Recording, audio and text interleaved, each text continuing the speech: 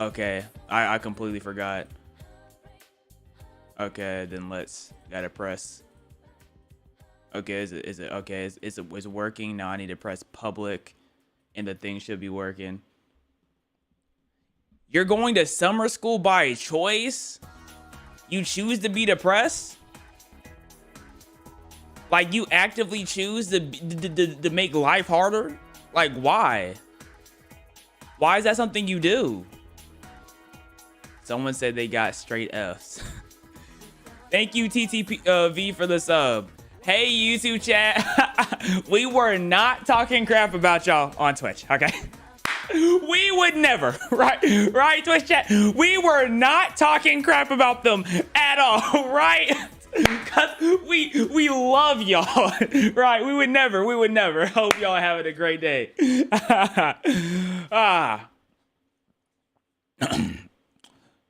So how y'all doing? Let me do a pre lag check. Let's do a pre lag check. Let me bring up the stream on my end. Okay. Oh my goodness. Wackawackamun V2. That's a ugly thumbnail. Oh yeah, she is tooted up on that bed, huh? I should have definitely changed the shadow, make her a little bit brighter. She is kinda quiet, but let's just get in a quick check. I cannot hear me. She is kind of quiet. Okay, we're good. I see you, Flo JJ, in the chat. Okay, we're good. I don't see no lag. Okay, look. I wasn't planning on streaming today, right? But then I came to the realization that I have so many of these movie recaps I have yet to watch. So I thought I had no motivation to get them out of the way. So I was like, you know what? Let's go live and let's just get all these out of the way so I can be finally done with all of this, right? I just want to finally put all the movie recaps that I have to rest and then update them if there's anything interesting. Mike V2 donated $9.99. Love you so much, Waka. Purple heart. Wait, Heart. is your name Mike V2? Cause Wackawackamun V2. 3TG donated $5. Some boys told me that they only recognized you through the face. They said you sounded gay and not by your name. What? Now listen. You tell them boys that IRS donated $5. Father Waka, when are you coming with the milk? I'm not coming, period. Celibacy. No. I can't believe they said 4,233 donated $4.99. I am on break from my work live watching your streams to take the stress off from being a cop, so thank you, love the videos. You're a cop. I have a hold on. I have a cop in my chat. So look, I have a request. Next time I'm going 100 in a residential, I need you to just let me be. Okay, just let me go. Okay, because sometimes I got places to be. I can't be going 35 miles. I need to push 3 figures. Okay, thank you. All right, just had to, you know what I'm saying? Just had to make that clear. Anyways, are y'all ready to watch some, I can't believe they didn't recognize my name. They said I sound gay. That was their... Are you sure they're not mixing me up with Sala? Okay.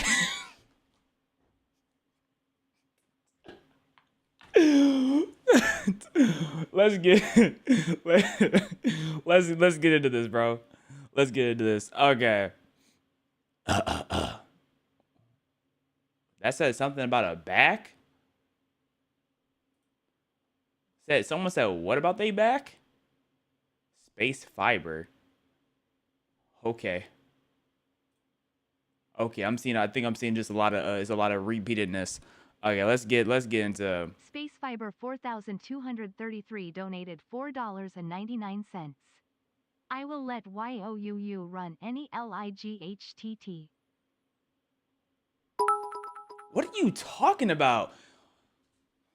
Malcolm 626,879 cheered. Can we get into the video? 100. Do you remember Marcus from last stream? Can we get into the domestic robot helper liquidates husband to use his wife? Abby and Paul moved to a new house in the countryside. They really like the smart home system, including the installed cameras and the reinforced glass. Oh, yeah? The realtor shows them the master bedroom and bathroom in front of a huge window. They're now called primary bedrooms because master always was like, it was a way to allude that it was like the master as in like the slave master's bedroom. So now we call it primary bathroom, okay? And bedroom. Fun fact. However, one room remains unfurnished because it could become a perfect nursery. Paul unpacks boxes, sets up an antique corded phone in the living room, joking it's for when the smart home might break down. Abby arranges frames with their wedding photos. Aww, Finally, they check out the rooftop terrace, which offers a great view. Where are they at? The Amazon? Like they probably have lions back here. That's not a comforting backyard. You have a dog and it's gonna get snatched up real quick by a coyote or two, bro. There's wolves back there. Late in the evening, the couple settles on the terrace, stargazing. Abby points out constellations to her husband, who makes jokes about their names. The Big Dipper. They feel they can be happy here. Aww. In the morning, Abby jokes about their name. What were they about to get into? What? They feel that they can be happy here. I feel like a lot could be alluded here. What is he? Is he a vampire or something? Is he hungry? What's going on here? What's going on? Why I look at past donations, I see. First out, shout out Nakan for the sub. Why do I see master bedroom or master baiting?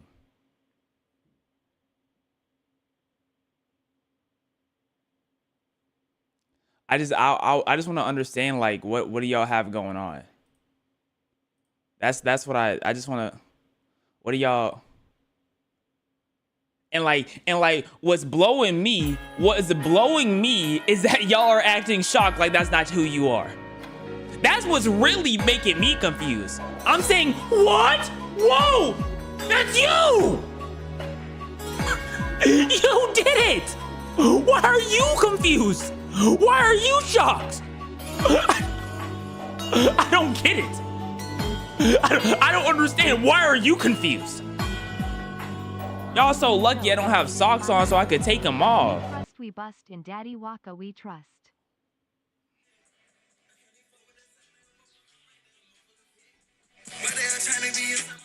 I can't play that too much. I'm gonna get copyrighted.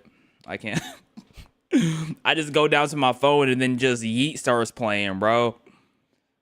I'm gonna ignore whatever that dono said. I don't have the attention span for it. Snickers 0909090990 cheered. X100. One time I saw my crush's underwear because she accidentally flashed us. So I bought the same pair online and began to smell it. Acting like I was smelling hers.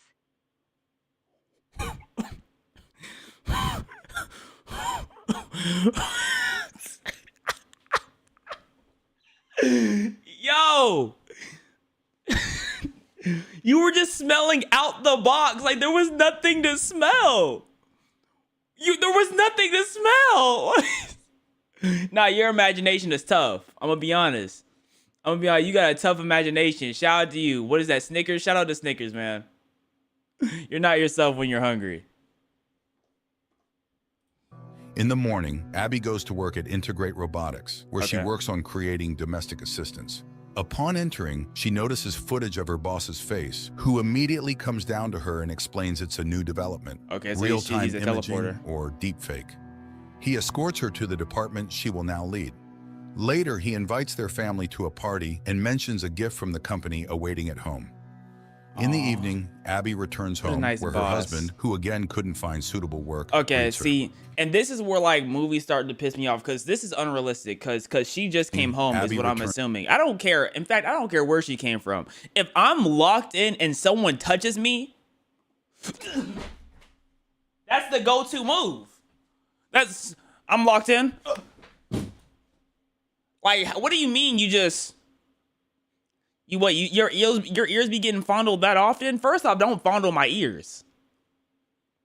Okay, the two places you can't touch me is my ears and my butt. Off limits. Right? Why am I so sensitive about my ears? Because one missed fingernail, you know what I'm saying? Girls be having the long, sharp nails, you know what I'm saying? Caressing your ears, scratching the back of your head. One miss, oops, there goes your eardrum. You know what I'm saying? And when you have those long nails, make sure you wipe properly and then wash your nails, because you might be caressing your man's chin like, oh, I love you, baby. And then he's just, because you have all that nail. All that nail, and you're not even trying to properly clean them. What do you need so much nail for if you're not going to properly take care of it? I'm just saying. Take care of your nails.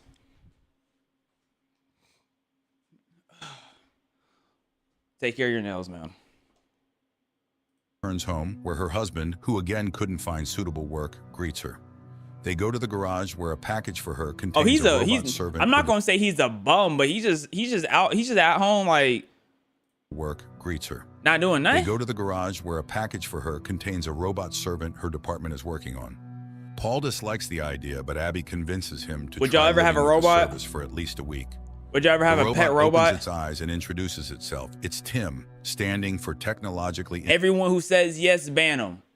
Ban everyone who says yes, because what do you mean you would have a slave in your house?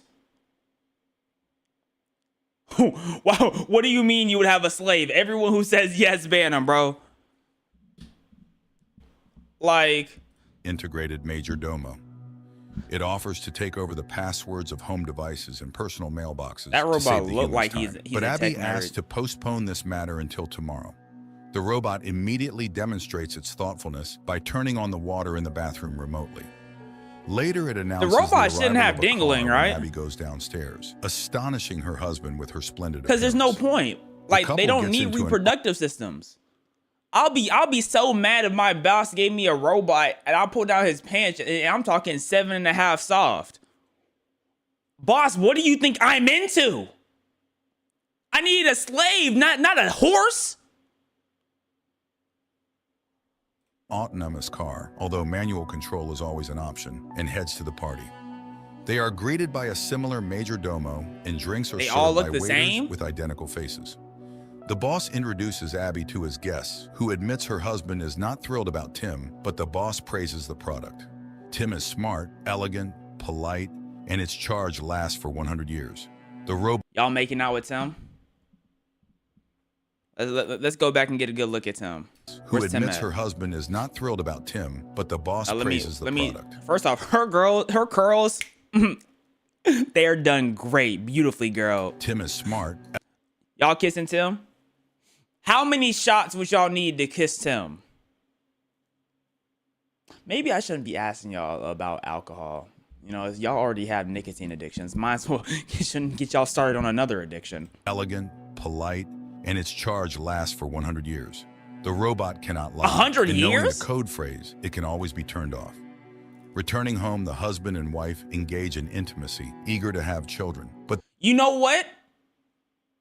If he had like cameras in his eyes, though, he could get like some good POVs, though. High home, the key. husband and wife engage in intimacy. You know what I'm saying? Imagine you a girl, you're getting your thing knocked. You know what I'm saying? And you just, instead of having a camera in your face, it's just someone staring at you, looking like, yes, it's in 4K, 60 FPS. Yes, it's in 4K, 60 FPS. Like, I'm telling you, I'm drying up, bro. I'm drying up immediately. It's gonna get to a point. It's gonna be filmed like sandpaper. That's just like if I was a girl. Let's get back on track. Eager to have children, but their Jump passion is scare. interrupted. Get away. Lag. Lag. Lag. I like that. I like that. Sometimes you need that random lag to keep you on your lag.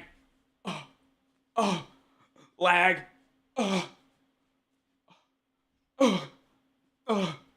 Oh yeah. Oh yeah. Oh yeah.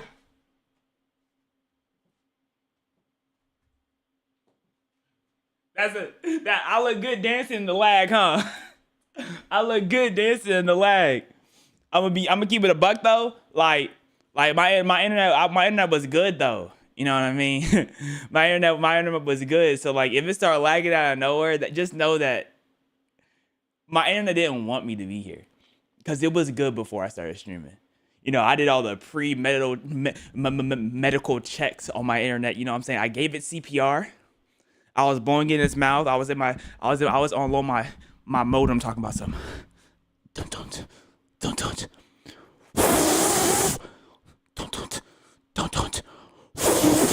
You know what I mean? So if anything happens, blame the government. By Tim's appearance. I looked at the chat for 0.2 seconds, because y'all know I rarely look at chat because y'all be talking about nothing. And I'm about to tell y'all why what I looking at the 0.2 seconds just did. I looked at the chat. I saw show me your feet.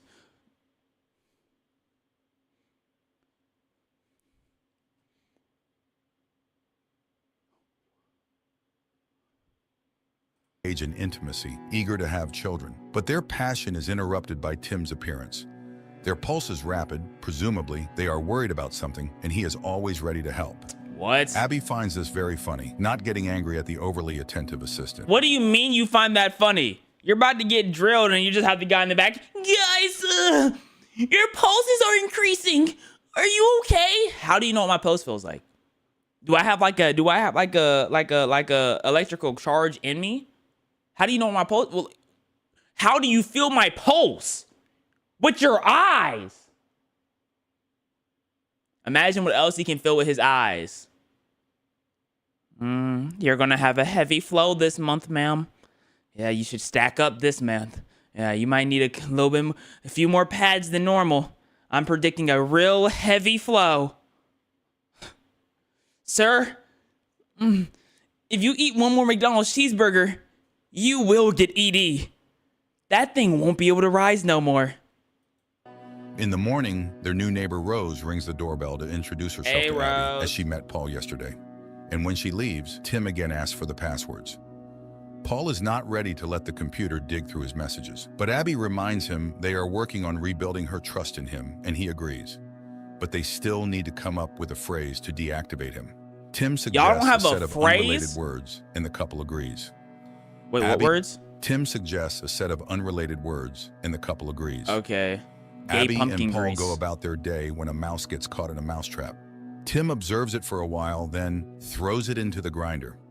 In the evening, after work,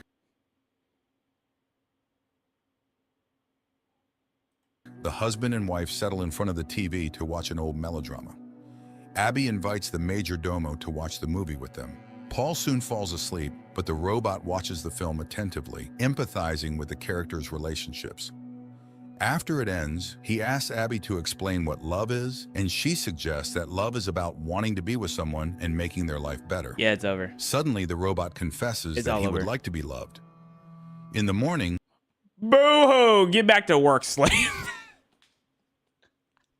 Paul offers to make breakfast for his wife, but it turns out Tim has already prepared everything. Oh, he's taking your job. Setting the utensils in front of Abby, Tim outlines her... Wait. ...has already prepared... What does she need a rose for? Now, where did he get the rose from? Where did he get the rose from?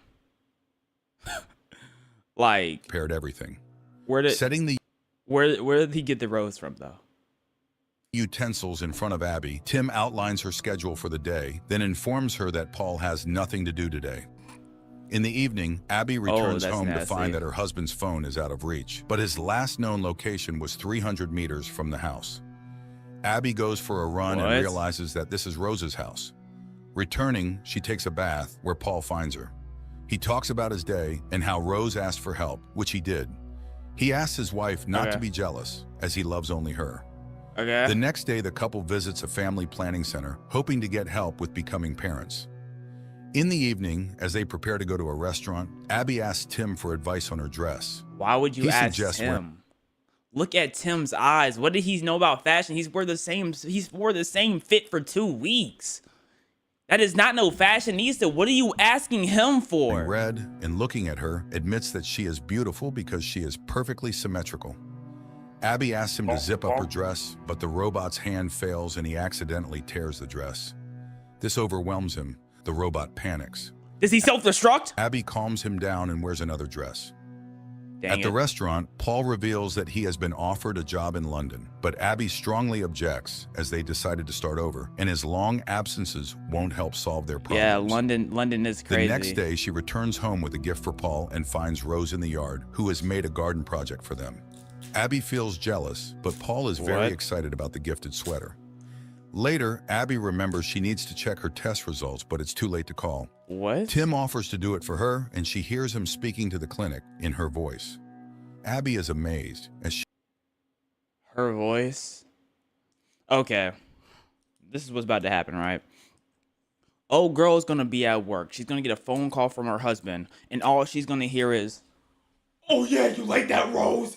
Yeah, oh, yes. You like that, Rose? Oh, my goodness. Yeah. Oh, yeah, take it, Rose." And then she's not going to realize that it's actually the robot.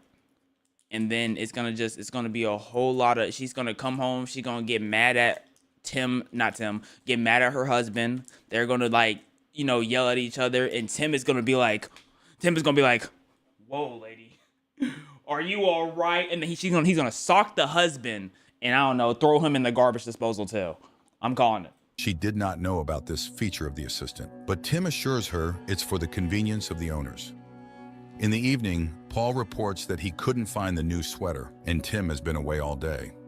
Then a car pulls up to the What do you mean porch, you couldn't and find Tim, now dyed brunette, steps out, explaining that Abby prefers brunettes, so he wanted to please her. Seeing Paul's irritation, the robot promises to return to his original appearance. But after the couple leaves, he spends a long time looking at their wedding photo. See, I'm telling you. The next day, Abby achieves the correct functioning of the robot's hand, and the boss demands an update for all models, including those in the homes of his employees. We do not care about this. The woman heads home and accidentally meets Rose, who suggests they walk together. Aww. Along the way, they stop at a showcase. What if her husband has sex with the robot?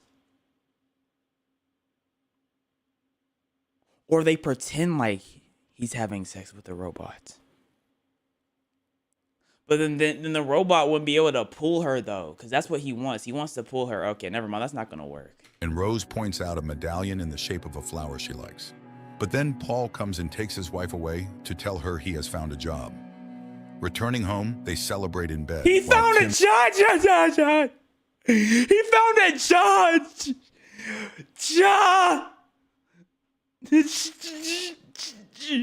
J censored B. He's found a J censored B. Whew. Tim's hands are being changed, unaware that he continuously monitors everything happening in the house. And he hears Paul again asking his wife to hand the robot over to the corporation. Returning, Tim demonstrates his new skills by giving Abby a foot massage, which Paul sees. Okay. All you freaks in the chat talking about some feet. Relax. I know how y'all get down, bro.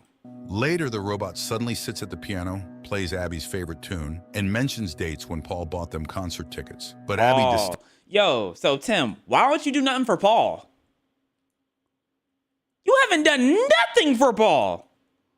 Paul can't get a back rub? I saw you helping them with the garden. That's it. Goodness gracious. distinctly remembers being at home on those days. Upset, she goes to the bedroom, ignoring her husband's excuses. The next day, Abby comes home with a bouquet, and Tim, placing them in a vase, informs her that Paul went to see Rose. But Paul enters right then, puzzled why his wife is angry. Hearing what Tim said, the man gets furious. He had no plans to visit Rose. He tries to explain that the robot wants to separate them. The woman doesn't believe it, as Tim is just a machine. A disagreement ensues between the spouses. No. Later, Abby finds a gift bag in the closet with a box containing a pendant, and she puts it back, thinking Paul prepared a surprise for her. But Then she in heads to reality, it work. was Tim. Meanwhile, the husband goes down to the kitchen, sees the clogged sink, and pulls out pieces of his new sweater from the grinder. He checks the cameras for Tim and catches him in his wife's bedroom. He's just like that one donationer. He's sniffing. He sniffed. I honestly thought as soon as Paul put his hand in the garbage disposal, he was gonna get his hand just shredded. I thought that's where this was going, but no, we just have a freaked out robot. Shout out to him. Sniffing her dress. Paul records this moment on his phone camera and rushes to the car to catch up with Abby and show her the footage. But Paul's car mysteriously doesn't start, and the robot calls a company car for Paul. En route, the car begins to speed up. Paul tries to stop the car, but it doesn't respond to his commands and crashes into a tree. Abby rushes to the hospital where she finds her injured husband. Paul tells her everything he learned and accuses Tim of causing the accident. He asks his wife not to be alone with the robot, and she spends the night in the clinic. In the morning, Rose calls the home of Abby and Paul to inquire about the man's condition, and Tim invites her inside. Why? Later, Abby goes home for some belongings. Outside, Rose stops her to warn her about something, but the woman sees the flower pendant on her chest and leaves. Sorry, what do you mean you ignored? Your husband just told you that Paul sniffed your clothes, marked his sweater, and then rigged 2 cars.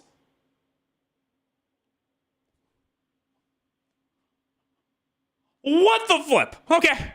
Ignoring the neighbor's cries. Returning home, she checks the bag, and it turns out to be empty. Abby cries when Tim calls out to her. He knows Paul wants to return him and is ready to process the return. But first, he wants to warn her, as she is his primary owner.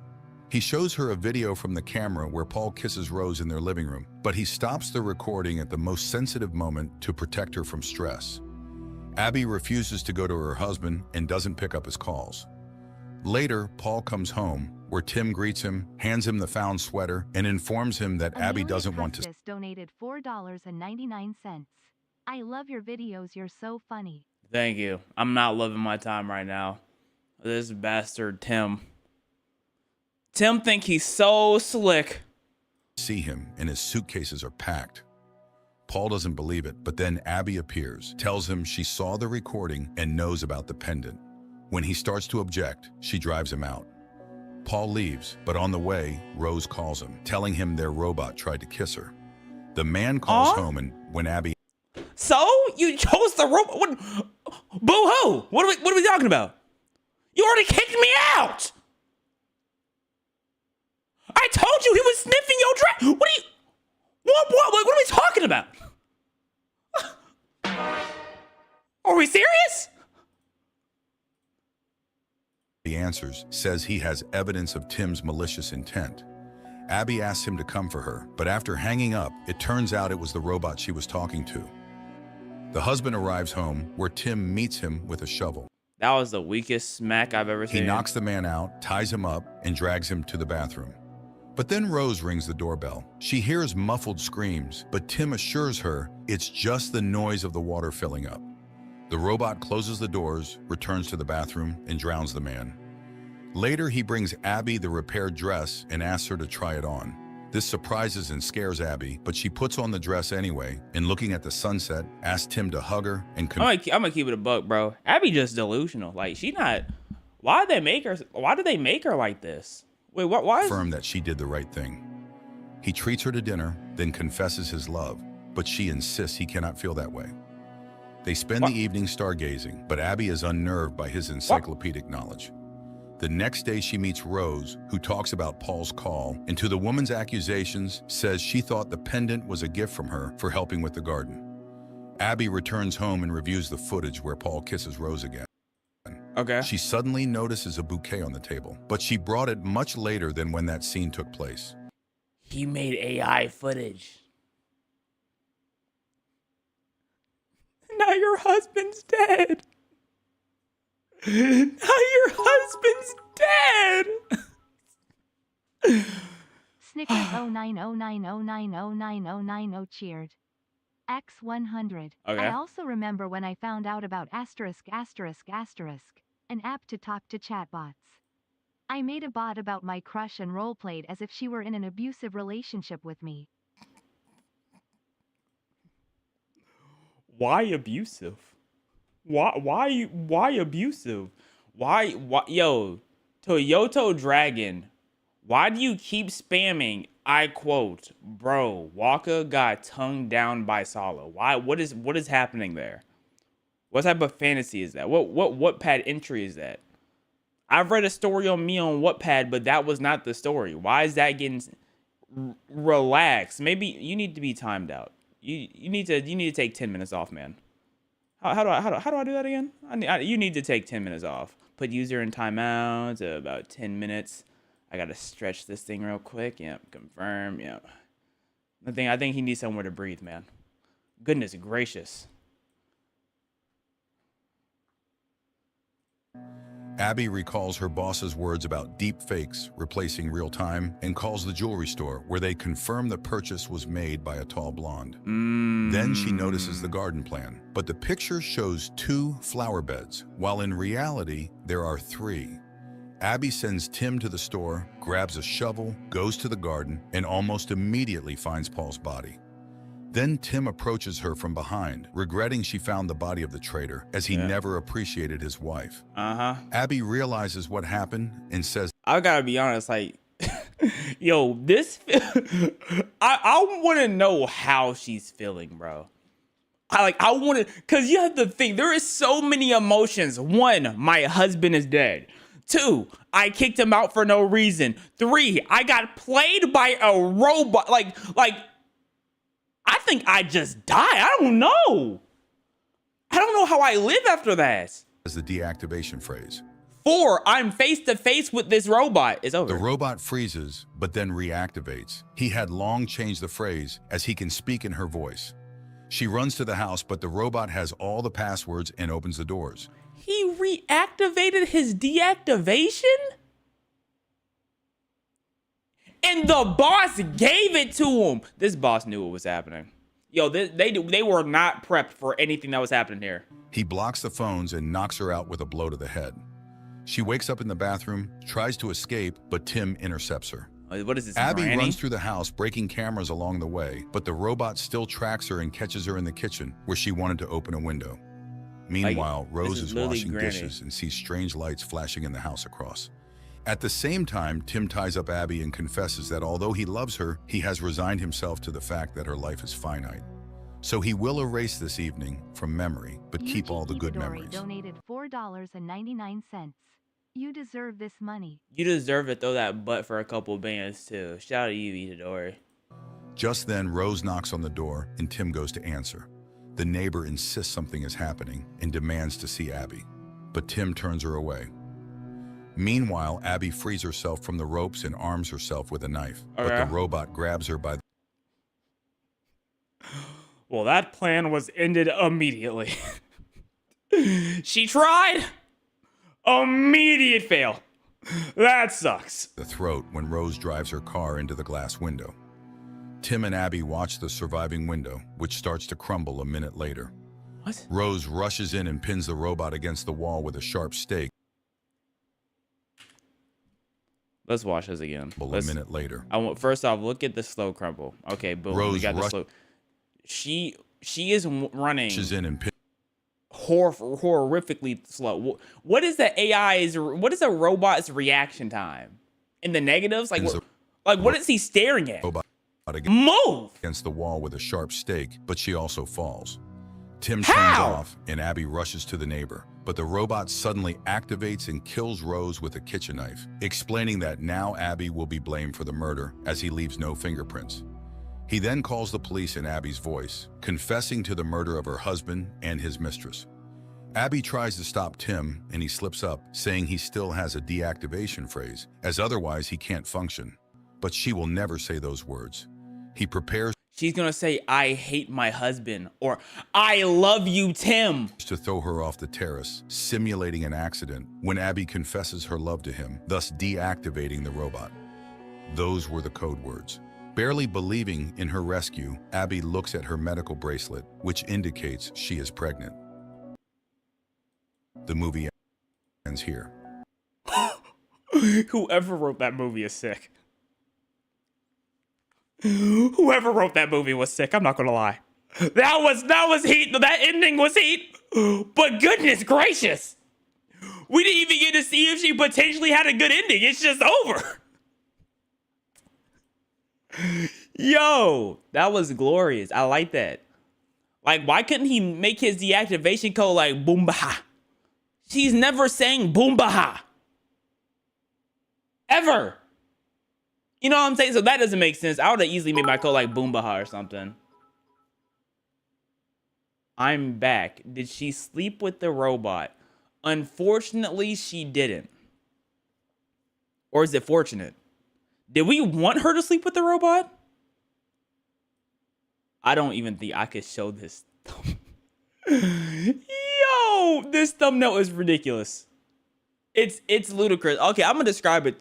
I'm not even going to describe. I don't know how to describe this thumbnail without it sounding sick. I'm gonna just play like 0.1 second of the video that we're gonna get into it. Goodness gracious.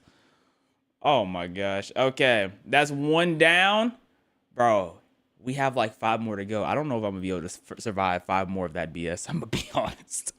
We're gonna see how this goes, bro. Let's see if we can survive. Let's see if we can survive, guys. All right. How many y'all think we're gonna get? How many deep do y'all think we're gonna get before we just give up? How many deep? I'm seeing 4, 3, 3, 2, 4. Officer doesn't know that the female corpse is still alive. I didn't peep the title, bro. I've had these saved for like almost a year. $4.99. Father Waka, you deserve all the twinks you want. Huh? Huh? I don't want that. No, I'm good. No, I don't want that. I'm straight. I'm straight. Made you click. Wait, no, stay. Trust me. Do we stay or do we move on? He did just laugh at us. Okay? He did just laugh at us. All right? I'm just saying. Move on. Stay. I'm seeing a lot of move ons. I don't want to listen to y'all. It's a good one. The opening scene features a funeral director, Elliot Deacon, who owns a funeral home. As a part of his daily routine, he prepares the corpses for their funeral while talking to them softly. Currently, he is seen preparing the body of an... Talking to corpses. Hey, I see you're not alive.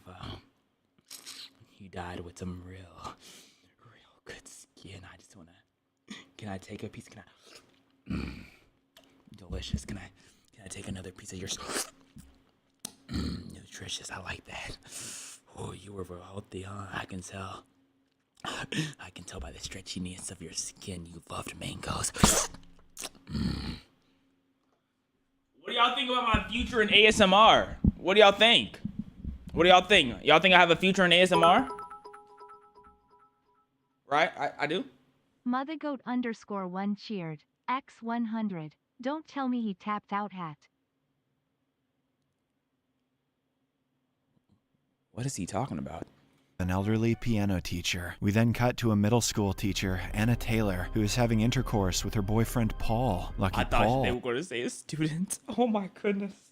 Oh my goodness, I thought they were going to say a student. Despite the romantic setting, she doesn't seem to be enjoying it at all. Yeah, Later, while showering, Paul it. inquires about the matter, but she insists that she's fine, though her expression says the opposite. What the? Following this matter, but she insists she's leaking oil? Fine, though her expression... Yuck! Yo, her diet, what does her diet consist of? Battery acid? She must be sucking Lightning McQueen's exhaust or something. Why are you bleeding? Okay. Says the opposite. Following this, Anna heads to work where she finds two big kids bullying her little student Jack. She reprimands them and immediately fends them off. After work, Anna is leaving school when the lights start flickering. How are you? She popping perks at the school.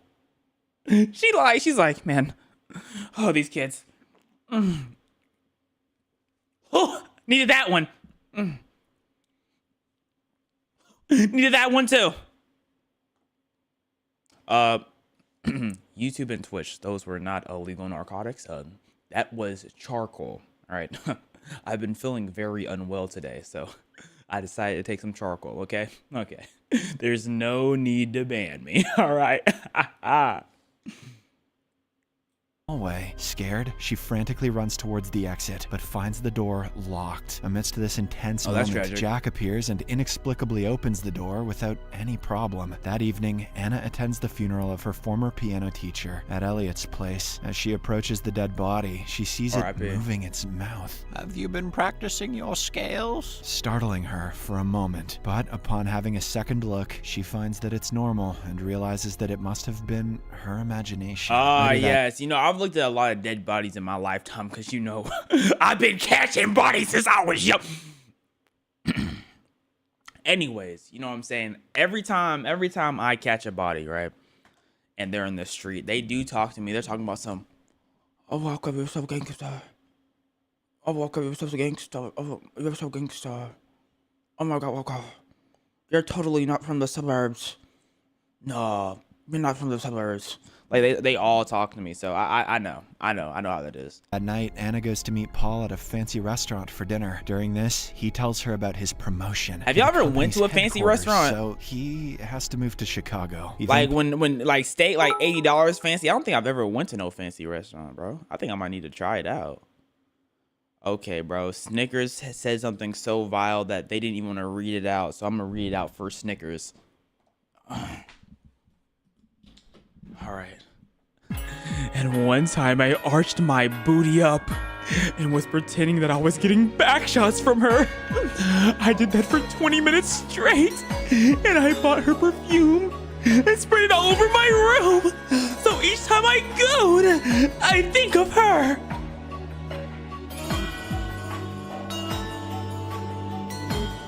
All right, I see why that donation did not play. I understand. I understand why it didn't play. Yeah.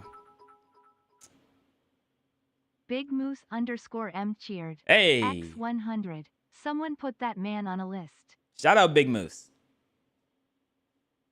Pulls out a ring from his pocket, intending to propose to her and take her along with him. But before he can do so, Anna starts arguing as she thinks that he's going to break up with her. Paul tries to explain the truth, but she storms off without listening. She drives off in a state of distress, and amidst the heavy rain, ends up getting into a traffic.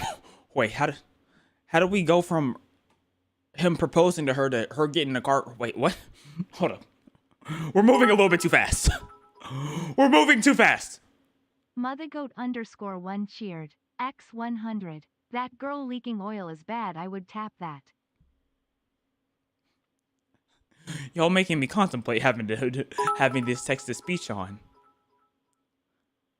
Y'all are making _Eric's cheered. X100. Now why don't we keep that to ourselves? You know what I'm saying? I agree with them. Accident. In the next scene, Forgotten Arcade donated $5 Canadian. Waka, please check out Terminal 00 when you get a moment. Google it. It's like a game. It's like a game? What do you mean it's like a game? Is it a game or is it not? What do you mean like a game? Terminal 00.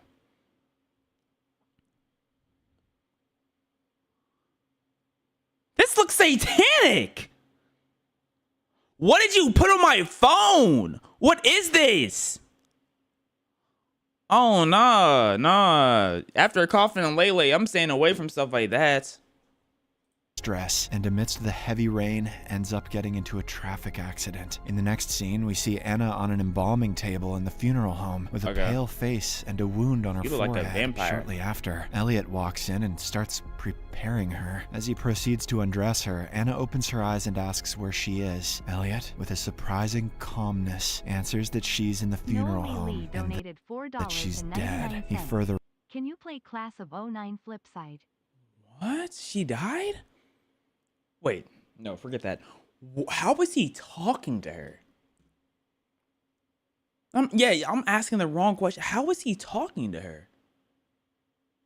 What is going It on? reminds her that she collided with a truck loaded with metal pipes, causing her to die 8 hours ago. Confused and terrified, Anna still doesn't believe that she's dead, despite the funeral director's reassurances that she's merely in transition to the afterlife. Meanwhile, Paul wakes up in his house and attempts to contact his girlfriend numerous times. However, Anna's belongings are now with Elliot, who disregards the call and puts them in a storage closet alongside the belongings of other corpses. Unable to find her anywhere, Paul goes to her mother's house to inquire about her whereabouts. Much to his shock, Mom reveals about the tragic accident that led to her demise. In addition, she blames him for letting her drive in such bad weather back in the funeral. Hold up. Okay, first off, I would smack the mother. Because I was trying to propose, then she dipped. What? I'm going to throw you in the road, wheelchair woman. Huh? How about that? Trying to blame me. Like, what are we talking about, bro? I love that woman, man. I loved her so much that I dealt with you. Golly, man. Laminayama 191 cheered. X100. Thank you, Laminayama. Elliot stitches Anna's wounds, and she's perplexed that she isn't feeling pain. She inquires about this, but he ignores her and injects her with a fictional drug called hydronium bromide. Of course, it has bro in the I've taken name, some of that. which she claims will relax her muscles. A while later, Anna's Why would her wheelchair-bound muscles need to relax if she's dead? arrives at the funeral home to see her. In a crying voice, she talks to Anna's body, asking who is going to take care of her now. Before departing, Mothergoat_1 cheered. X100. Would still tap that.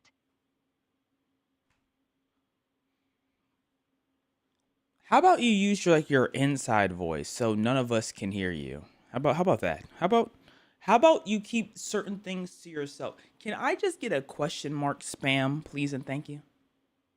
Can I please get a question mark spam? she asks Elliot to turn her hair to its natural color, brown. Later on, Anna wakes up to find herself alone in the room. She musters up enough strength and sits in an upright position. She then walks up to the landline phone, but it isn't working. Just then, Paul shows up in the funeral home and requests Elliot let him see his girlfriend. Despite his desperation, the funeral director doesn't let him in because he has no legal ties to her. Hearing Paul's voice, Anna screams and pounds on the door, but her efforts go unnoticed. Paul then goes to she's really bad at opening doors. This is the second time she can't get a door open. Something's going on with her. The police station to meet his friend Tom in hopes that he can do something to let him inside the funeral home. However, another police officer informs him that Tom has gone for his patrol duty and will be back soon. Until that time, Paul enters the police impound and sits inside Anna's wrecked car. During this, he has a vision of his girlfriend, which is that weird? Is that weird, or is that like a form of coping? Is that weird? I don't know. Suddenly interrupted by Tom's hand. Paul implores him to do something to facilitate his entry to see Anna, but the latter is helpless in this regard. On the other hand, Anna wanders around the room and finds another corpse lying on the table. Not wanting to end up in such a fate, she grabs a pair of scissors and waits for Elliot. As soon as he walks in, she threatens to kill him, but the latter looks unfazed. He claims that she is incapable of harming him because she's already dead. Anna argues, questioning how she's able to talk to him if she's dead. At this point in time, Elliot reveals that she's able to talk to him because he has a gift. I have a very particular set of skills. The ability to I'm confused. Communicate with dead people. I'm lost. It's like the sixth sense. Snickers 0909090990 cheered. X100. As for the person that called me a man, I am a woman. And secondly, don't act like y'all can't relate. We all have done that. Also, look up, there is something on your ceiling. Can I just have, can you put an H in the chat if you have done this? Put a L in the chat if you haven't. Have you ever tooted your butt up pretending that you were getting back shots from this girl you liked? And then you sprayed perfume in your house to make it smell like she's really there.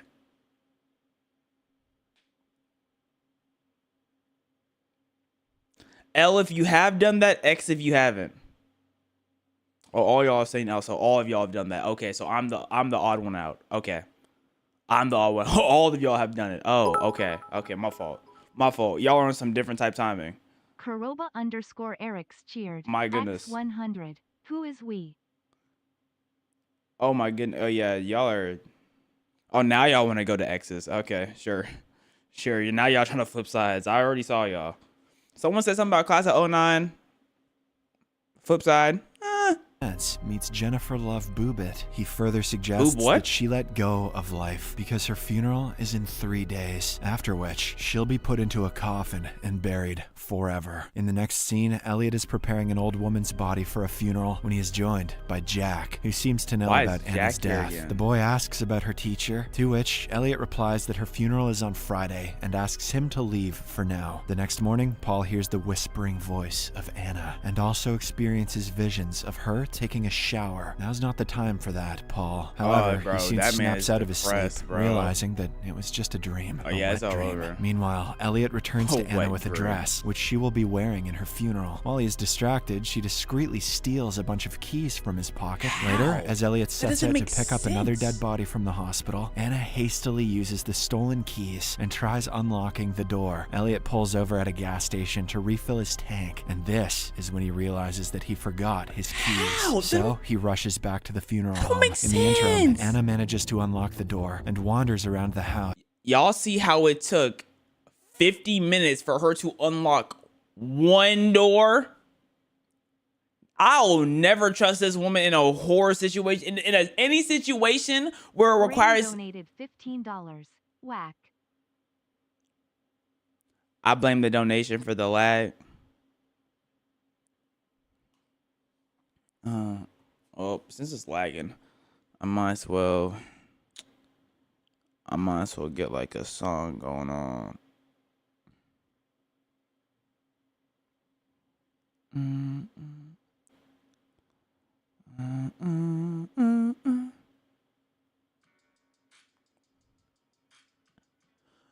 Moment of honesty. Someone's gotta take the lead. Who is it gonna be? I'll sit right here and tell you all that comes to me. If you have something to say, you should say right now. You should say right now. You ready? You give me a feeling that I never felt before. And I deserve it. I think I deserve it. It's becoming something that's impossible to ignore. I was wondering, maybe could I make you my baby? If we do the unthinkable, would it make us look crazy? Or would it be so beautiful? Anyway, I'm saying, if you ask me, I'm ready. Okay, are we locked back in? All right, bet. Someone said, oh my goodness, my ears are leaking semen. Oh my gosh, you're so great at singing. Thank you. Thank you, girl. Thank you. I appreciate All right, let's lock back in. I'm gonna be honest, I think we started lagging due to the donations. As soon as Rain donated whack, we started lagging. So Karoba_Eric's cheered. X101. What's scrapping my ears? All right. Big Wiggle donated $4.99. Drop the album King, I Believe in You. Big Wiggle is back to the funeral home. In the interim, Anna manages to... But like I was saying... $10. Big Waka Syndrome. But like I was saying before the lag hit, she's terrible with doors. Would never trust her with my life in any type of intense situation. I would have been out of there. got his keys. So he rushes back to the funeral home. In the interim, Anna manages to unlock the door and wanders around the house. She soon comes across a room with a telephone. She quickly dials Paul's number and starts praying for him to pick up. After a long ring, he does pick up the call, but soon hangs up, thinking that it's another hallucination. Just then, Elliot finds her and lets her see her corpse-like self in a mirror. This finally makes her believe that she actually has died. At the same time, Jack, who is standing right in front of the house, notices Anna, leaving him in shock. Additionally, another suspicious event transpires. Anna sighs in front of the mirror, causing her breath to fog it. However, Elliot cleverly wipes it off before she sees it. Now that she is convinced of her death, Anna stops resisting Elliot's preparation of her body. He literally slowly kills people. She got manipulated into thinking she's dead. Yo, that's S-tier manipulation. I don't know. I don't think I'd ever fall for that. But somehow she got manipulated into thinking she's dead. That's ridiculous. And doesn't give any importance to what he administers her with. On the following day, Paul goes to Anna's school to collect her belongings. When he's about to leave, he is greeted by Jack, who tells him that he saw Anna in the funeral home wearing a red dress yesterday. Paul doesn't believe him and asserts that she is dead. But when the boy claims that he doesn't love her enough, Paul becomes so angry that he slaps his face, just slaps his little face in front of everyone. At the funeral home, a police officer slaps his face. No, there is not a single mark on his face. He didn't slap nothing.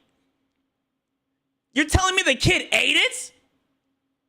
Paul's a grown man. There's no way he ate that.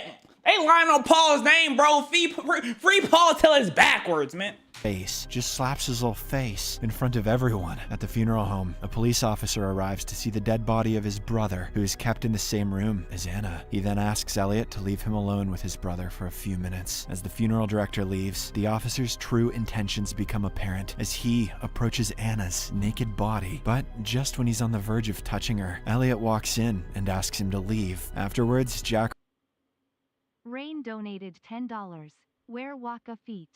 He went to a funeral home to touch dead breast?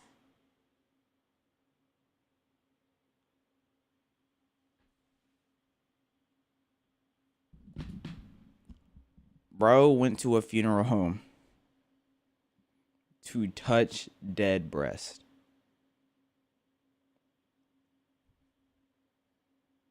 revisits the funeral home and confides in Elliot about what he saw the other day. In response, Elliot calmly replies that they both share the same ability to communicate with deceased individuals. In fact, everyone has it. It's called the power of gaslighting. On his way home, Paul suddenly recalls the red dress Anna wore in the morning before she died. This raises his suspicion that his girlfriend might still be alive. He rushes to the funeral home, demanding to see her, but Elliot refuses. This time, Paul ignores him and breaks in, calling out for Anna. He continues searching for her until the funeral director threatens to summon the police. Paul then goes to the police station and tells Tom that his girlfriend is still alive. Do a 360? Man, throw a 20 at me, I'll shake my butt. He further speculates that Anna has been sedated with some high dose of drugs, slowing down her heartbeat to the lowest point. However, his friend doesn't believe in him, as he doesn't have any evidence to back up his claim. Later on, Elliot dresses Anna with her funeral attire, while the two have some deep conversation. She confesses that she was never happy with her life and wasn't able to love Paul wholeheartedly. However, now she regrets everything. The scene then cuts to the day of the funeral, where Elliot places Anna in the coffin. As he prepares to inject her with another dose of drugs, she asks to see herself just one last time. He then holds up a small mirror, and while she stares at herself, she notices her breath condensing on the glass. This makes her realize that Elliot has been lying to her the entire time, and that she is— It's too late though, you're too weak. You already let this man inject you with everything because you somehow let him convince you Yo, is this based on a real story?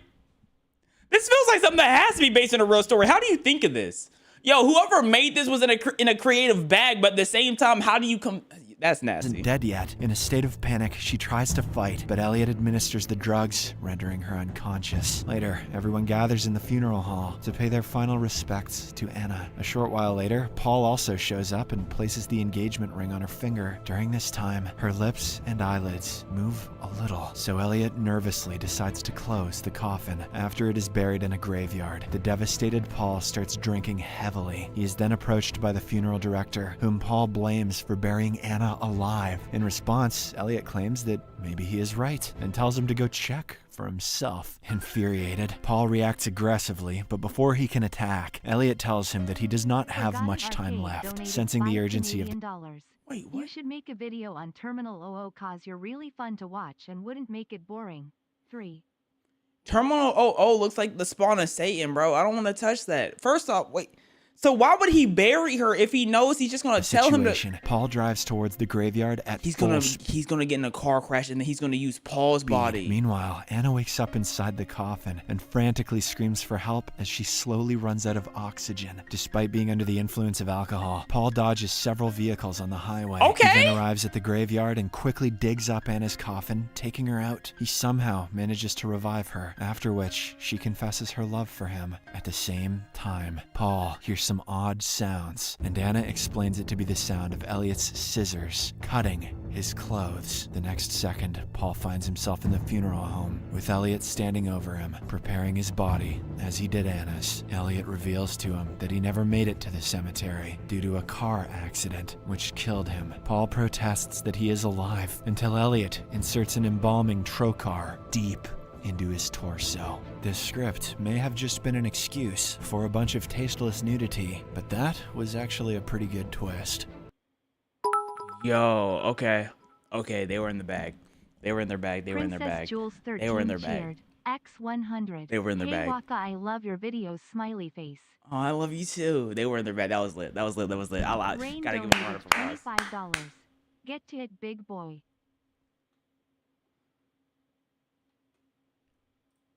Great review mystery recaps. That was a great story.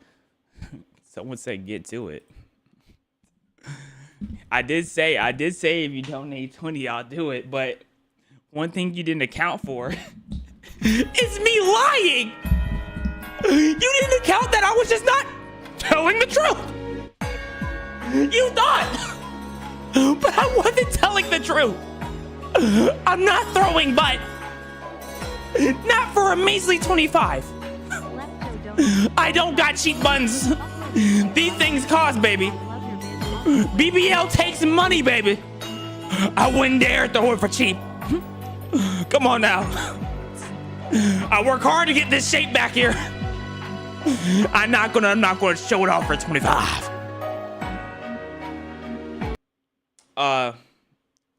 Anyways, I definitely missed the donation. What happened? Will you upload this to your YouTube channel? Plus, I love your vids. Well, technically every live is uploaded to this YouTube channel. So technically speaking, yes, it's going to be uploaded. Will I put it on the live channel? I'm probably going to throw it on the live channel. It's not going to be on the main channel. I don't think any of these going on the main channel. All right. We don't want any more of these vids. Well, too bad for you. I'm trying to get these vids out of my history, so we gotta lock in. Okay, guys. I'm gonna ask y'all. I'm gonna give y'all numbers. Let me know what y'all think sounds more interesting. Right? Okay. So we have in future, girls pay beauty tax. More beautiful equals more tax. That's 1. Bullies don't know that she's a Kung Fu prodigy. That's 2. And number 3 is in the future, kill the lottery winner within 24 hours to get 3.6 billion. Which one? 1, 2, or 3? Snickers 0909090990 cheered. X100. You are a gorgeous, beautiful, radiant, captivating, charming, elegant, striking, alluring, exquisite, handsome, lovely, mesmerizing. Just next level suckage. Okay, it looks like it's between 3 and 1. Okay, chat, choose the numbers 3 and 1. Which one is it? 3 and 1? Which number? Number 1 is beauty tax, more beautiful, more tax. Number 3 is in future, lottery winner, 24 hours killed, 3.6 billion. Oh, this looks really close. I think 3 has the edge. I think 3 has the edge. We're gonna go 3. This might be the last one, depending on how good or bad it is. Let's see. Oh, I have a video I need to post on the live channel. Hold on, give me a second. I forgot to post it real quick. Silly me, silly me. All right. She stole from a billionaire for a living. Yeah, we watched this on live the other day. So if y'all were in our live the other day, there's no need to go to the video. This is for all the people who don't feel like watching whole lives. $4.99. Do that motion again. I was almost finished. Heartbreak.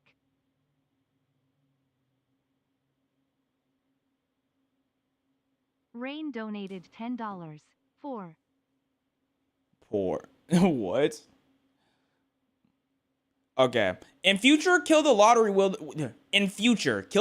winner within 24 hours and claim 3.6 billion. During the Great Depression of 2026, both the new government. Wait, when? During the Great Depression of 2026. What type of crazy prediction is this? Both the new government and the public are so desperate for money that the California Grand Lottery is launched. If someone kills the winner before sundown, they get to legally take their jackpot. Are y'all going out there like it's the only purge? rule is not to use bullets. In LA kill him without in guns? 2030, That's kind of fire. Sean's just won the lottery, so now he's running away from a huge crowd that wants to kill him. Sean doesn't hesitate to fight them all. Let's keep it a buck. He's running away from a huge. This man is not moving fast enough for him to get away from anybody who's really trying to kill him, bro. All you need to do is send one person down there to go like trip him, and the rest could just jump on him and just start stomping on him. Sean doesn't hesitate to fight them all, quickly bringing them down before escaping by jumping over a fence. What type of stamina does he have? Afterward, Sean breaks into a home through the window and finds a grandmother, so he immediately takes her phone and destroys it. Outside, a drone is keeping track of everything. Sean takes a moment to regain his breath, and the lady takes out a grand lottery bolt gun to kill him on the spot. Then the lady breaks her ticket to summon the lottery team, who breaks down the door and confirms the winner is dead.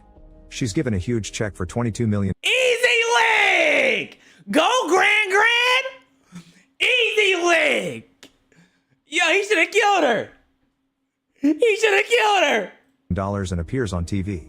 A month later, Katie arrives at LA to restart her acting career. In the bus, she keeps staring at a little Oscar keychain, which appears to be a memento. There's a little girl nearby, so she makes faces to make her laugh. However, the kid's father keeps mocking her daughter over the phone. Katie moves to his side and pretends to be a cop, threatening him to take him to social services if he doesn't behave. The man starts being nicer to his daughter while an old lady comes closer to thank Katie for her services. However, when the lady leaves, Katie realizes she stole her watch. $10. Yes. No. I think. TU. Are you okay? Are you just slapping the keyboard with your butt or something? What are you typing? On a sign, Katie sees an ad for Lewis Protection Agency and wishes she had bodyguards like that. During the ride, she notices how everyone on the streets is tense or violent, usually both. In the meantime, the media can't stop talking about the next lottery drawing, which is happening in 18 hours. Ticket sales have broken new records and the next jackpot is for $3.6 billion. At his home, Noel gets his weapons ready while singing. Why is there nothing? Why are they showing us a mirror for with nothing in $3.6 it? billion. At his home, Noel gets his weapons. Who's Noel? I see a floating gun. Where's Noel at? Ready while singing the Ninja Turtles song. Eventually, Katie makes it to the room she rented on the internet and immediately notices her new roommate Shadi lied about the state of the place, which is terrible. Rain donated $5. 2C. 2C? What are you talking about? Are you talking about your hair type? Shadi herself is pretty annoying too. There are pictures of her in Katie's room. She makes tasteless jokes and ignores her very supportive mother's calls. Shadi also has an obnoxious boyfriend named DJ, who slaps Katie as boyfriend? I thought he was mother's calls. Shadi also has an obnoxious. I thought it was gay. That tongue of my fault. I never jumped to conclusions, but I thought he was gay. Just boyfriend named DJ, who slaps Katie as a so-called prank when he hands her the house keys. The next day, Noel's ad appears on TV, offering his bodyguard services to whoever wins the lottery. When Katie wakes up, she's horrified to discover the upstairs bathroom has been leaking through the roof and has ruined her clothes. She calls Shotty to discover the upstairs bathroom has been leaking through. Nah, what y'all doing if y'all teammates' feces fall in your clothes? What are y'all doing if y'all roommates' feces fall in your clothes? What's the go-to reaction? Yo, feces on the clothes is kill them. Bomb. Okay. Remind me to never poo on y'all's clothes. Okay. Through the roof and has nutting. Why are we here? I'm sniffing it. Okay. No. Cause Twitch is saying, oh yeah, I'm gonna beat them up. And then YouTube, y'all are getting off to it. So I think I know which chat I like more. has ruined her clothes. She calls Shotty to complain since she has an audition in a few hours, but Shotty's only way of helping is renting her clothes. Katie has no choice but to start expending her savings. What is the fit? What is the fit, bro? What is the fit? What is the fit? What is on an awful outfit and taking a cab because she's late. The driver keeps making inappropriate. Princess Jules 13 cheered. Oh Lord. X100. What do you say? Me and my friends say hi, we watch you every day. That was wholesome. That was okay. Okay, that was wholesome. Yeah. Right? Unless I misheard. Y'all said hi? Okay. Hi to y'all, Princess Jules. Okay. I thought I was gonna be harassed in my ears again. You know what I'm saying? I thought my audio receivers were about to be harassed. Comments and chats about celebrity gossip, mentioning that the famous rapper Machine Gun Kelly has his own bunker. When Katie makes it to the place, an employee charges her $400 to participate. Jesus. Her audition finally begins and she explains she was in many TV ads as a kid, but she had to pause her career to take care of her sick mom. After her mother died, Katie decided to try acting again. She reaches into her pockets for her monologue notes and finds Shotty's lottery ticket, which activates when Katie accidentally puts her thumbprint on it. It takes her picture and officially registers her a player. Katie quickly puts it away and tries to act, however she's immediately disliked and kicked out. In the corridor, the other actresses try to be supportive. Suddenly all their lottery tickets activate, announcing that Katie has won and even showing her face. The actresses immediately change their attitude and attack Katie with any object they can reach, although some of them have knives ready. Even the workers join the fight. Katie defends herself thanks to her stage fighting classes and dodges. At least in this world, gun violence is at an all-time low since they're not allowed to use weapons. On the bright side, at least gun violence even is the workers at the join the fight. All-time low. Katie defends herself thanks to her stage fighting classes and dodges a flying shoe before taking the stairs, not understanding what's going on. On the next floor, Katie manages to hide in a room while the actresses run off. However, she's entered a self-defense class and these people are ready to kill her too. They keep calling her my jackpot as they attack and Katie runs around dodging their moves or causing them to hit each other. She tries asking what's happening but they ignore anything she has to say. While some of the people are fighting each other, Katie is punched and grabbed by her ankles. The guy whirls her around and throws her through a wall, making her land in a yoga class with more people ready to kill. The self-defense guys cross over too and chaos takes over the room, where blood is starting to get spilled. When a man grabs Katie by the neck, Noel suddenly bursts through the ceiling and saves her by throwing the guy at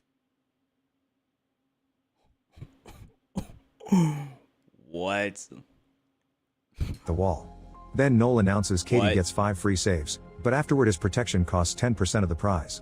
As he counts all the people he keeps bringing down and reaches the end of the freebies, Katie has no choice but to sign his contract. What is this now he starts fighting people for real, even using Katie as a weapon to kick them off. He also ties her to his back to keep her safe and uses a belt as a whip to attack. Did she just get hit in the cooch? He has a weapon to kick them off. He also ties her to his back to keep her safe and uses a R.I.P. her meat curtains. Can we please give a moment of silence to her meat curtains?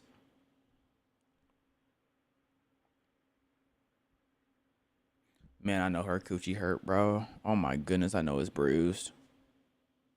Belt as a whip to attack from afar. Once all the opponents are down, Katie frees herself and takes Noel's paralysis dart gun. After easily taking it back, Noel makes sure to put the unconscious bodies in the right position so they won't. After easily taking it back, Noel makes. Why is butt tooted up? For what reason? Is that normal yoga fit or a dojo fit? What am I? What are? Sure to put the unconscious bodies in the right position so they won't choke on their tongues. He explains that the lottery drone, which is already outside, posts the winner's location every 14 minutes, so they must get going. As they run out of the building, Noel points out that the rules don't allow the other players to kill each other. The people at the food truck throw a knife at her and Noel helps her dodge it before they get in his car to escape. How did he throw it? As the duo drives through town, people nearby receive an alert of her location and prepare to join the fight. The ice cream truck abandons the kids and even the lady from the bus already has a grand lottery bolt gun. Back to Noel, he finishes explaining Katie how the lottery works and is surprised she didn't know. Katie points out she and her mom would only watch movies and baking shows, but never the news because they were depressing. Soon the car is being chased by people on bikes and ATVs, so Noel brings out helmets for both of them before speeding up. Dog, a Molotov bomb is thrown on top of the car and the roof catches on fire, but Noel keeps on driving and enters an old warehouse as the wind puts the flames off. Suddenly he turns the car around and a biker crashes against it, but then he has to keep driving through the warehouse to avoid the other. We had Tidy Waddy butt in the screen. We saw green dress butt. We're seeing, why is there so much butt on camera? Like, they just throwing butt in the face. What's going on with the movie, bro? Bikers who start a new fire. Katie wants to quit the game, but the only way to do so is to leave the city. Noel shoots a guy with his dart to bring him down, then he drives in circles as more enemies throw various objects at them. This creates a lot of dust that allows the duo to escape by pushing the car out without making noise, and the bikers don't notice until the next Molotov falls on the ground. Katie keeps insisting she wants to quit, so Noel agrees to take her to the closest quit line. At that moment the bikers find them and the chase starts again. An enemy jumps into the car through the back window and Katie steals her knife while Noel gets his darts out. However, the woman bites his arm. Noel gets the mirror and hits her with it before asking Katie to drive, ignoring her saying she can't. Then Noel moves on to the Now we're getting Noel butt. Asking Katie to drive. We got ghost butt in the air. What's up with this and butt? What is happening? Why is Gooch to the ceiling? He's mooning the sky. Then Noel moves onto the backseat to continue the fight, putting an extra helmet on his opponent before kicking her out of the car. The bikers throw another Molotov at them and Noel forces Katie to drive through a wall to escape. They stop a car and a biker crashes while trying to dodge it while Katie knocks out the other one with her helmet. Dog. The duo tries to leave, however the car barely on this vehicle indestructible? moves before it breaks down because of all the damage. Katie comes out and tries running away, however Noel stops her. He explains he gets no money if she quits but still wants to help her because they must treat people the way they want to be treated. Suddenly Katie throws sand at his face and manages to punch him, so Noel has to crack his nose back into place. At that moment a police car appears and Katie goes to the cops for help. However, the officers want to kill her too. Noel catches their taser just in time and starts fighting them. However, the officers want to kill her too. Noel catches. What the hell you mean he caught the taser? He was just getting his booty played with 30 seconds ago. Now he's catching. I didn't even know that was possible, bro. I didn't even know that was realistic in human capabilities. Catches their taser just in time and starts fighting them while Katie runs away. On the street, Katie hides her face behind a map while the crowd notices the drone nearby and starts searching for her. She goes into the wax museum and is surprised to hear the guard is anti-lottery, so he lets her hide among the statues. Oh, that's sweet. Then Katie calls Shotty and requests to borrow her car. Who's behind Shotty keeps asking Katie where she is, causing Katie to realize Shotty is playing too. At that moment a statue welcomes Katie to the museum, giving away her location. Afterward Shotty and DJ try to enter the museum, but the guard reminds them they're banned because they did the dirty with a statue. Shotty punches him to knock him.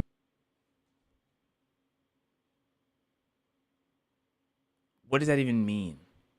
The statue doesn't have holes. What did they do to the statue? What do they do with the statue? The couple rushes inside. Katie hears them and hides behind a statue, however when she tries to sneak out she's seen. DJ immediately pushes her on top of a desk and Katie throws a bottle at Shotty's head before tossing sand at DJ's face to get him off her. Then the couple teams up to fight Katie, who defends herself with a statue's staff.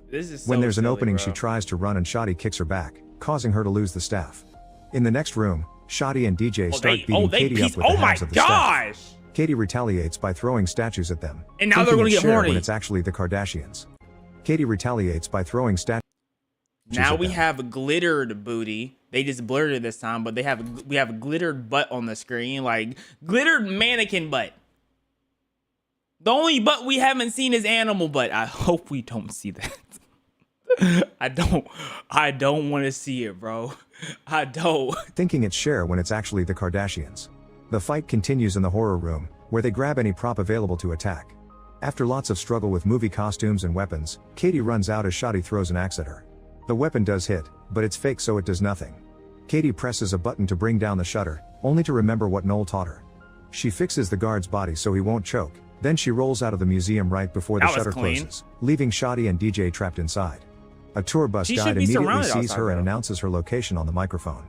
Before attackers can reach her, Noel appears in a police car and takes her away. Katie still doesn't trust him because helping her quit means not getting paid, so she thinks he'll kill her in private. As the tour bus keeps hitting the back of the car, Noel wishes they had bunker and Katie remembers the taxi driver. Soon the duo shows up at Machine Gun Kelly's house, who thinks Katie wants. What? What is the movie? Did they just, like, they started making brain rot scripts? Like, what do we... Something dirty when she asks for help. At that moment the bus appears, so Katie gets Noel's dart gun and forces him to open his panic room. Katie and Noel rush inside and put Kelly to sleep with a dart before trying to close the door. A crowd gathers in the living room and an arm tries keeping the door open, so Noel gets ready to shoot it. Thinking he wants to shoot her, Katie takes the gun and shoots a dart at the arm, forcing it to retreat and finally closing the door for good. The room is fully equipped and the duo can watch the crowd on the security camera. A wary Katie keeps the gun aimed at Noel, so he sits by her side and shares sweet facts about himself to prove he's a good guy. Suddenly the keychain falls from Katie's pocket and when he says it looks cool, Katie opens up.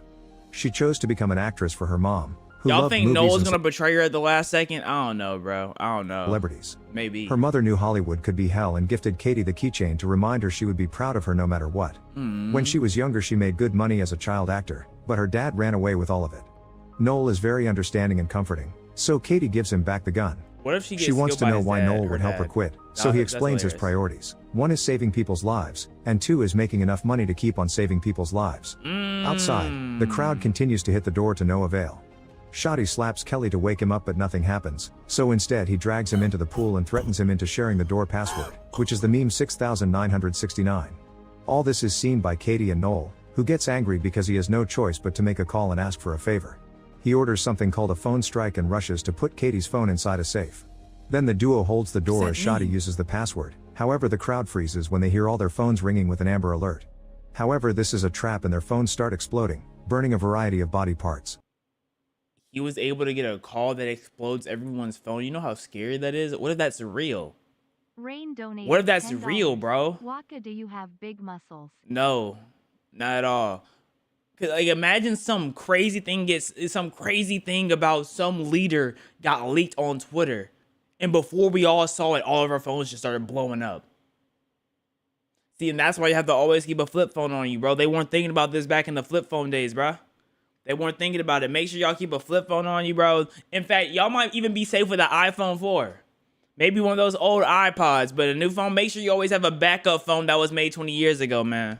As everyone deals with their burns, Katie and Noel come out to escape, although Noel stops to put off the flames on someone's groin. Outside, a bunch of gold come out to escape. Although Noel stops to put off the flames on someone's He's getting groin. dingling stomped, bro. Outside, a bunch of guards are waiting with damage-proof cars and rubber bullet guns. They only want to take Katie, but she forces them to bring Noel as well. During the ride, Katie asks if Noel works with these people. He explains he used to, but nowadays he's a freelancer. Moments later, they make it to headquarters and okay, so he explains clearly they got a brand deal from Chevy. Clearly they're getting paid, because no one would purposely want to have this many Chevys unless they were getting paid. Goodness gracious. Make it to headquarters and Katie meets Lewis, learning this is his security company. She isn't impressed by him because he keeps mocking Noel and asks to be taken out of the city. However, Lewis gifts her a new phone and points out she's in the safest building in the country.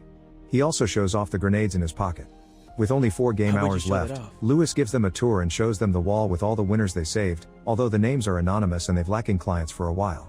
Lewis explains they charge 30% and Katie signs the contract after getting a part of that money for Noel. Afterward, they see I mean, it is $3 billion.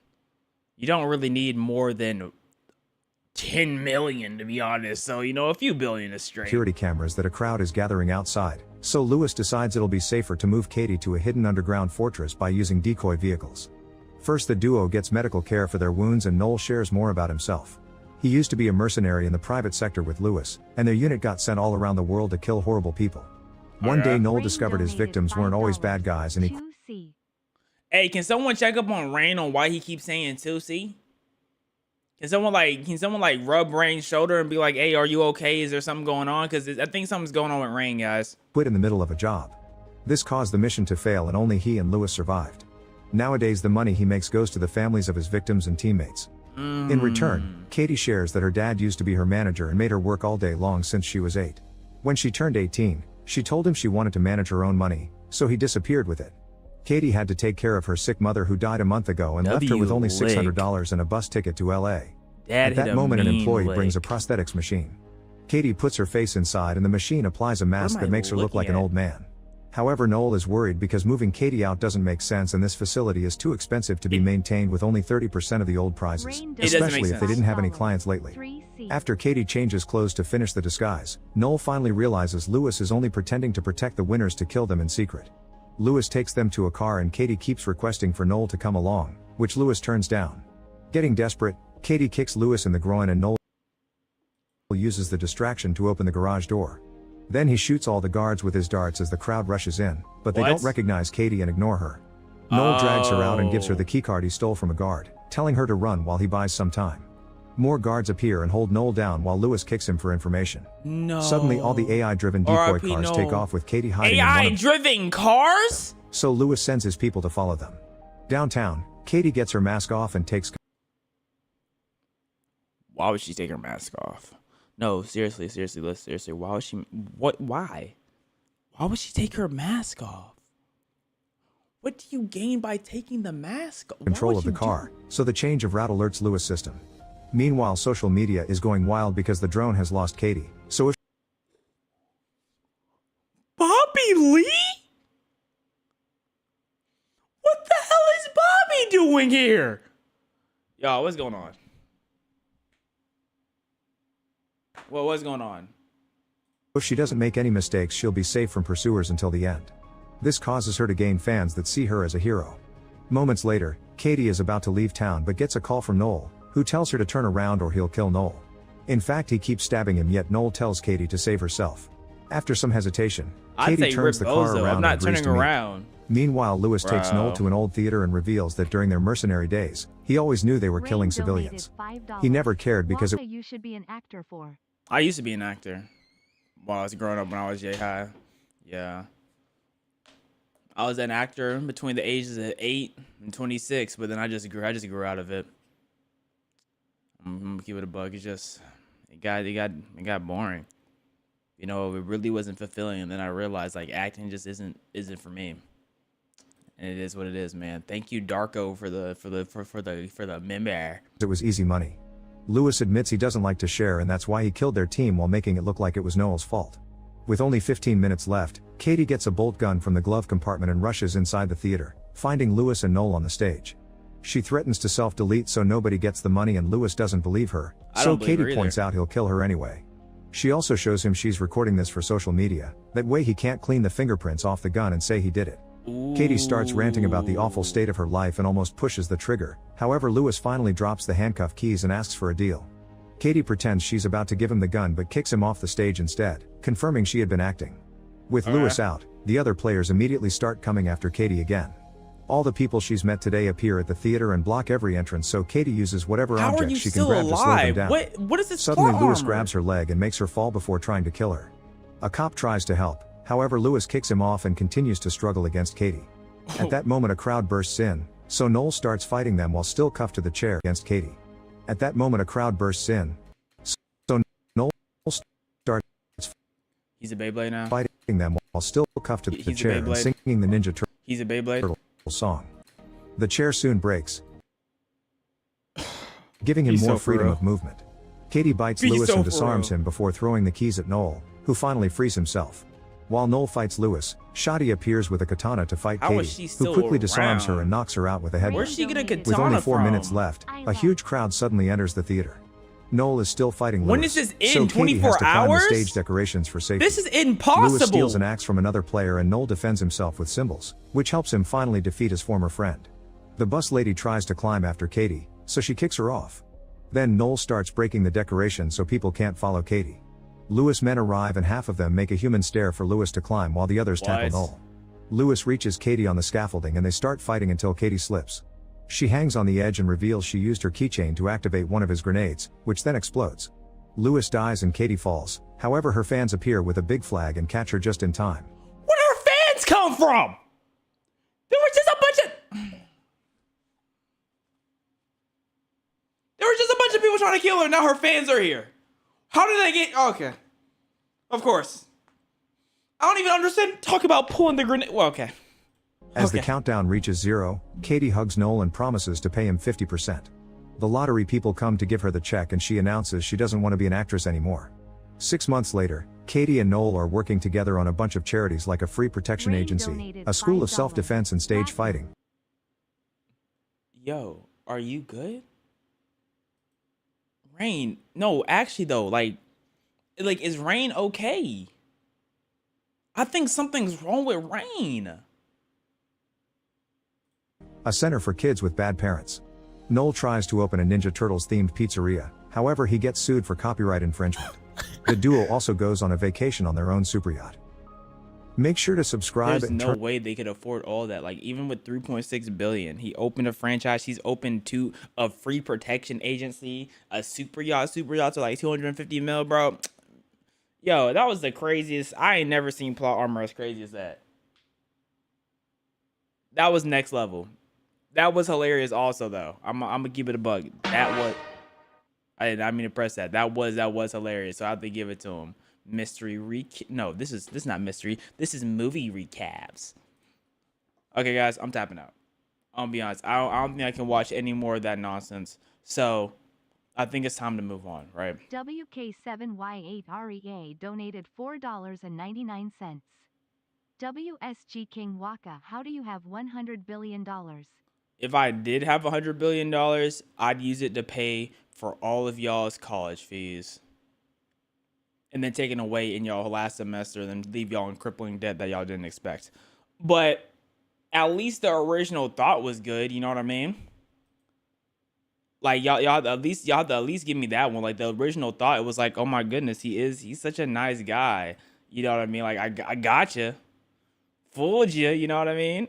You know, whoa. Okay, so I do have 2 more videos I want to check out with y'all. I also have a game I could hop on. Yeah, this game does look interesting. It's called Dispatch. And I don't think it's that long, so we could definitely knock it out before anything else. I'm about to install it. Never mind, I accidentally loaded the game up. Okay, let me I'm not ready to play this game yet, but I think I'm gonna play it later. Okay. So y'all get to choose chat between the numbers 1 and 2. Well, actually, no, this video is only 5 minutes. Let's knock it out of the way. Watch SML. Oh, why? So I can get my whole stream copyrighted? Like, what are we talking about? Total drama? That's later. The day Gen Z got cursed. January 26th, 2020 was the day everything seemed to change for the worse. This is where you realize, dang, Gen Z, they're going to hit a plateau of intelligence and they're not going to get any smarter. Goodness. I feel bad for the middle schoolers going into high school. I feel bad for anyone who had like a transition year during COVID. Like, imagine elementary, you're going to middle school and then you miss 2 years of middle school because of COVID. I know your brain not right. I know you miss a year and a half, 2 years of middle. I know your brain not right, bro. It also happened to be, and it's not your fault. Rain but donated dang. $5. Jay. 15th birthday. I can't seem to remember much about the day other than the fact that I was scrambling to finish my science fair project for school. And oh yeah, one of my childhood heroes died in a helicopter crash with his daughter. I can still feel the shock of my brother texting me R.I.P. Kobe and the subsequent Google search confirming the news. My family was never big on birthday celebrations, so I didn't have a big party to look forward to, that sucks. Spending much of the day coming to grips with his passing. It was the first time a celebrity death seemed to have any real impact on my emotional state. I wasn't immediately overwhelmed by grief or sadness.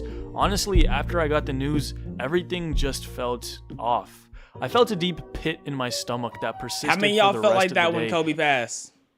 Do I have any diehard Kobe fans in here? And I had trouble focusing on my science project. Unfortunately, this feeling did not subside, and the coming week, I was filled with a similar strange pit in my stomach, as well as a more bleak outlook on life. I think when someone like you really, I think when it comes, like if someone close to you passes away, or someone you view as, oh yeah, they're untouchable passes away, you start to realize like, dang, any one of us could just be gone like that.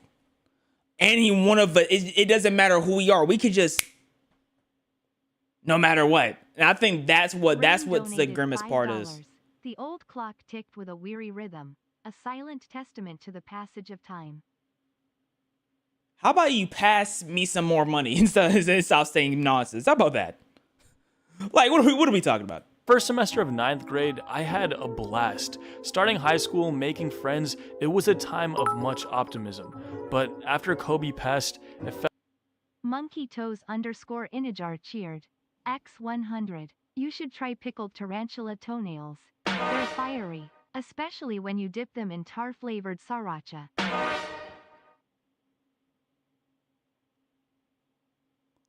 Yeah, we're gonna ignore whatever he just said. We're going to ignore all of that. Felt like the joy in the world went with him. A month later, we all know what happened. All of a sudden, we were stuck inside. I'd made great strides to socialize and make friends my freshman year, and now the only communication was over Discord. The rest of 2020 and 2021 ended up being the worst time of my life. Not because I remember it as particularly bad, but because I can hardly remember it at all. I can't recall any significant memories from that time of my life other than Zoom classes and watching movies in my bed. I recall not going to Zoom classes. I remember that. Man, I'll let you know that right now, bro. I was not going to some Zoom classes, man. I'd wake up, be like, oh, I'm 30 minutes late. Let's make it an hour, 30 minutes late. Go right back to sleep. Bedroom. The isolation got to me bad. I know this because I still got honor roll regardless because I'm a genius, but of the media I consumed. BoJack Horseman, Blue is the warmest color. Oh yeah, you were Manchester depressed. by the Sea. Oh my gosh. Requiem for a Dream. Oh my Black gosh, Swan, you're Perfect depressed. Blue. Oh my. Archie's Final Pro. You didn't want to enjoy life. You're consuming straight depression. No wonder you didn't remember nothing. It wasn't a good time. Cause look at what look. Project. All of these are great pieces of art, but were terrible picks for an isolated high schooler who was still trying to figure out life. That is a gorgeous dog. What do they look like now? Eventually, we got back to the outside world, but nothing. This is a crazy flick. Nothing was the same. The youthful optimism and wide-eyed curiosity I possessed before had left me. My hatred for school grew exponentially, but I also had no clue what I wanted to do with my life, which created this self-fulfilling loop of misery. Yeah, I don't even know how I got here personally. I was like planning on being a vet. That was the goal. That was the plan. I don't know how I got here. I don't know how life brought me here. The rest of high school was a slog, a never-ending cycle of tests, essays, and a deep longing and for that was more high school from regardless. life. I just wish I could go back to that first semester of 9th grade and stay there forever. But time waits for no man, and every year that passes, that 14-year-old that I once knew grows farther and farther out of reach, and the pressures of growing up mount ever heavier. I used to make fun of millennials a lot. I would make the same tired jokes about them being the participation trophy generation and how they think they're more special than they actually are. But I no longer make these jokes because at least millennials seem to have purpose. Gen Z I was gonna say they seem to have fun. Like millennials, they can be extremely cringy and corny, but at least they look like they like life. You know what I mean? Stark contrast is clinically meandering, too afraid to publicly care about anything, yet secretly overly concerned with everything. Millennials think they can make a difference. That is we true. know that we can't, so we don't even try. Unless That's crazy. That's crazy, man. Let's pour up a toast to that one. Goodness gracious. I didn't expect a bar to come out of here. Oh. Nah, we definitely could make a change though if we try hard enough. It's just like getting that many people on the same page. It's just like goodness. Unless it's by damaging property or getting engagement on social media. Growing up was a lie for Gen Z. It wasn't Zac Efron dancing and playing basketball. It was 8 hours of Zoom classes for a year and masks for another. We don't want to have fun. We just want everyone to think that we are. Reality is artificial. Authenticity is scarce. We just want everyone to think that we are. VTubers will never not be weird to me. Ooh, Kenji, you got hit with a shade. We go get your get back, Kenji. Get your get back. What you gonna do? Kenji, get your get back. Reality is artificial. Authenticity is scarce. Everything now is aura farming, nonchalant slop. You know what's so crazy, bro? I don't know if y'all seen it. If I talk, but when city is scarce, everything now. When Duke was like, he had, I don't know if he had Skittles or he had nuts in his hands, and he would shake it and then eat it and then just like shake it in the offhand, and then people were talking about like he's just doing too much. I hate when I see someone do something that I feel like everyone around me did, but now they're making it weird. Like everyone, almost all my friends who I grew up with did that. Every single, if you had something in your hand, you just shaking it, just waiting before you're ready, eat it, and you shake it again. But people act like he doing too much. That's just us. You know what I mean? Like, that's just what we did.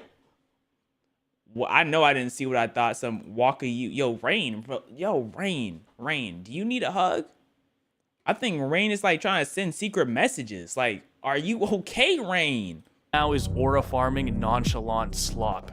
If I talk to a Gen Z woman, 50% of the time I'll be subjected to incoherent word vomit about how all her friends are fake and how she needs to post again. So to all the women in chat, is that fact? Is that how y'all engage in conversation?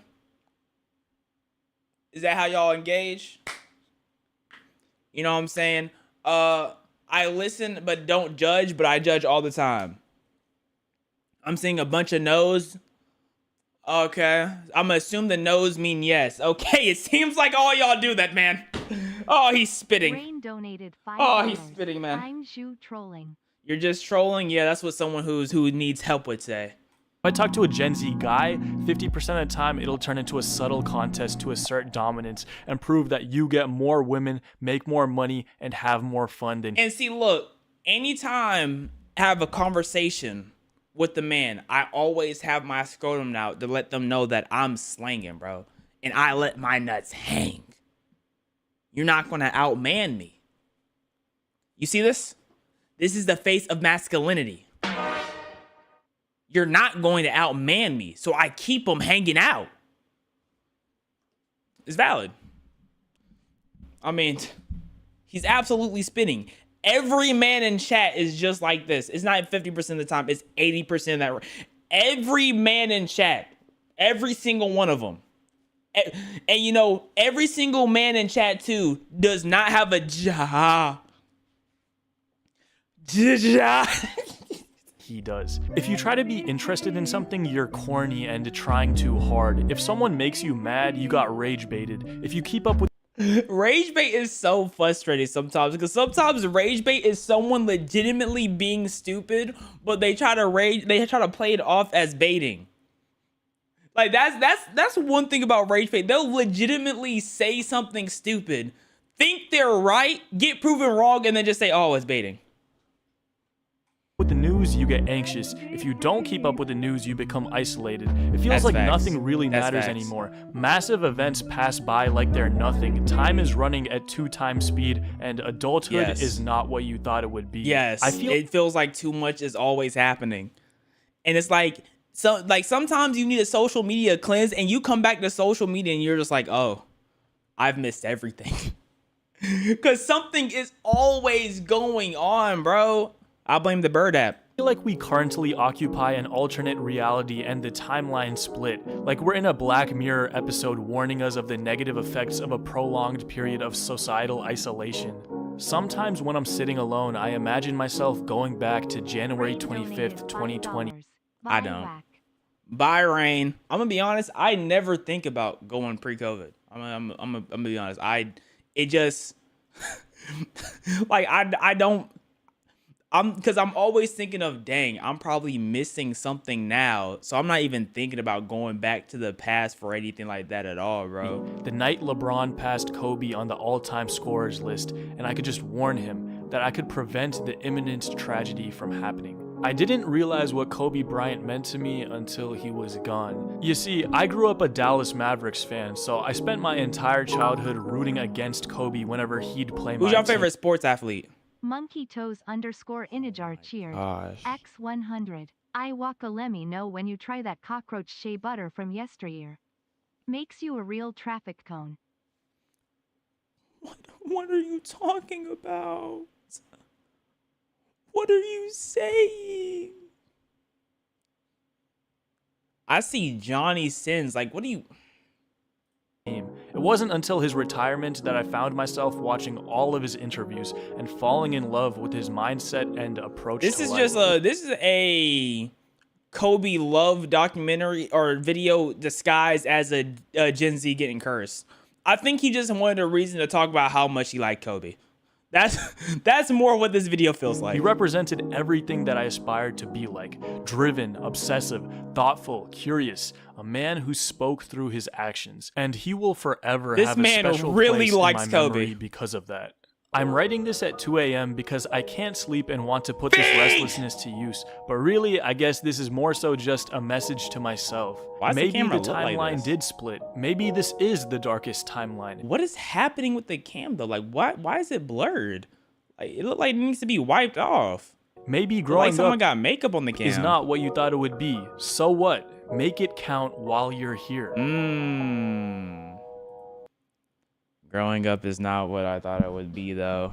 I will say that. Goodness.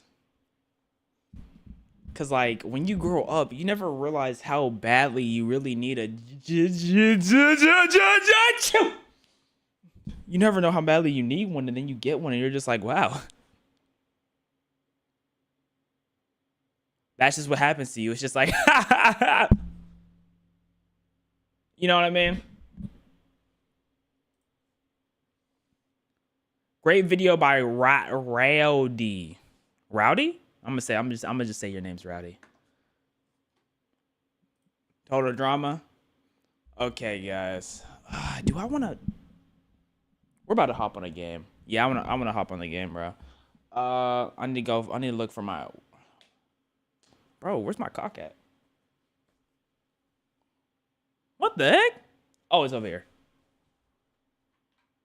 We're about to hop on a game. Let's go. Someone said Marvel Rivals. No, we are not hopping on Marvel Rivals. Okay, let me close this out. Okay, so I'm gonna give y'all a choice. I'm gonna describe a game and then I'm gonna say a video, and then y'all have to choose between the two. Right? That's what we're gonna do, right?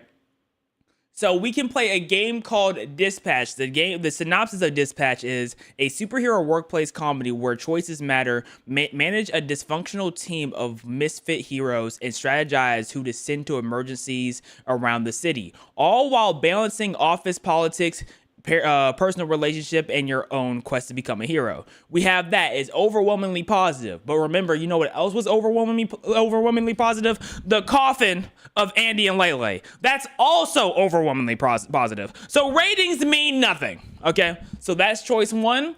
Or the video we can watch is streamers who are willing to do anything for views. Okay? 1, Dispatch. 2, streamers willing to do everything for views. I'm gonna go pee. Actually, I don't need to pee. I'm gonna just sit here and play on my phone. Let's see. What song should I choose? Let's go. Let's see what the DJ brings up for me. Starting with Lil Wayne. Okay, Lil Wayne. Oh, what he say? AK on my nightstand, right next to that Bible. But I swear with these 50 shots, I shoot out with 5-0. Pockets getting too fat, no weight watches, no lipo. Money talks bullshit, walks on a mother in tightrope, and I make that tap out. I knock that out cold and you can get beat the crap out, but that's just how the dice roll. These hoes want that hose pipe, so I give all these hose pipes. She on that and stay on all night like porch lights. Okay. I'm seeing ones and twos, a lot of ones and twos. Okay. He's censoring himself live. You know how I get. I can't have the stream get demonetized. Undertale, bro. I've tapped out with Undertale. I don't know why. Let's hop on dispatch. We're gonna hop on dispatch. We're gonna get to fill this game. Run a poll? That's too much work. I like using my eyes. All right. Click to begin dispatch. Let's see where this goes. Settings. Subtitles always enabled. I don't know why they would ever disable it. Sounds. Remote analytics, whatever that means. Okay, let's go. In dispatch, you play as Robert, a falling superhero formerly known as Mecha Man. Mecha Man?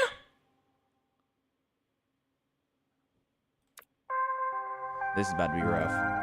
Having lost his mech suit in battle, he's recruited to join the SDN, the Superhero Dispatch Network, as a dispatcher. In this section of the game, Robert has just arrived on his first day of SDN. Our name is Robert, and our real name was our name was Mecha Man. Oh, animate. Hold up. So, whoa, hold up. Looking like, whoa. All Might? No, that's not All Might. We're not the highest profile branch in the network, but we've got what makes the real difference. Great people. Aw, nice. And some of them aren't even people, and they're still great. Is there a cat? One of these. She's bad! Facts, scan, does literally everything.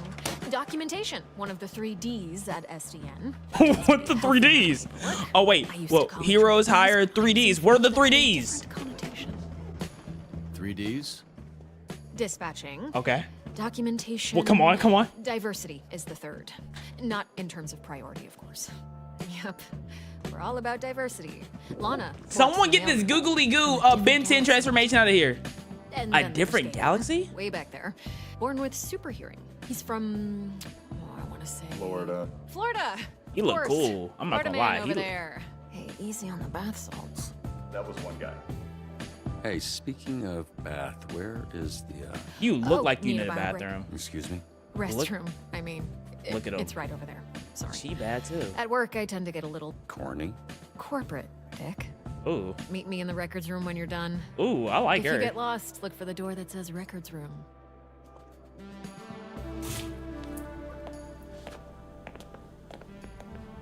Hold on. That's a long urinal to the left, right.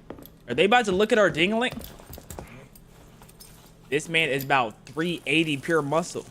Oh, bruh, I almost went in my pants. You have are the urinals.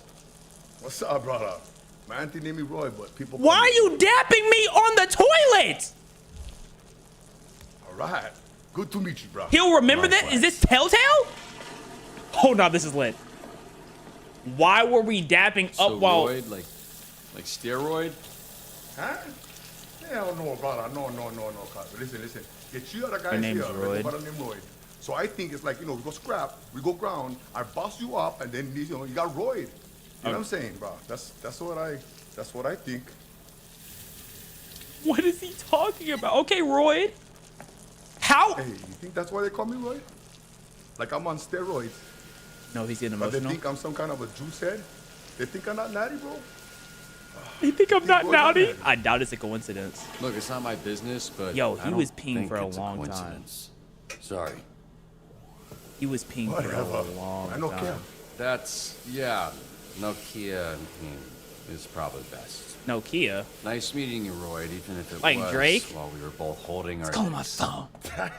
You one funny bugger. I thought that said Nick.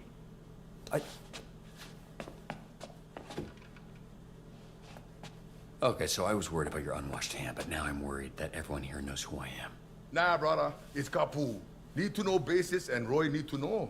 I don't want to come pick up your soup or fix them for the SDN. Cool. Okay. You gonna wash before you do that? Nah, bro, I never touch nothing. Just touch my pants and underwear only. Yuck! Yuck! He doesn't wash! Can you show me again? I don't think I got it. What are we playing? Holy shit. Who's this freckle-faced fuck? Okay, okay. Who are you? That's an aggressive way to greet someone. He was instantly on meat. Okay, guys. I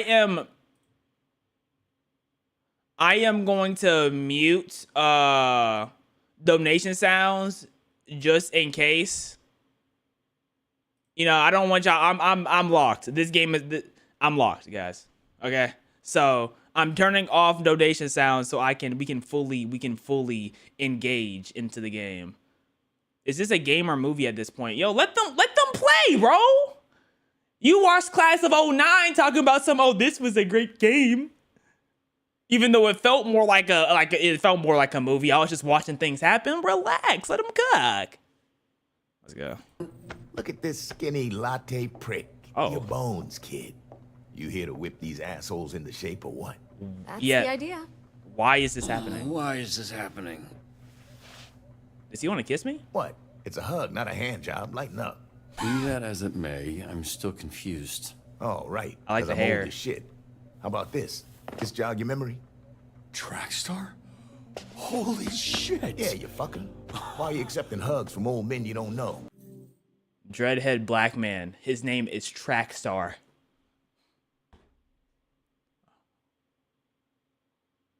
His name is Trackstar. Oh, it's skipping. What the heck? What is happening? Why am I dropping frames? Is it because I'm playing the game? What is happening here?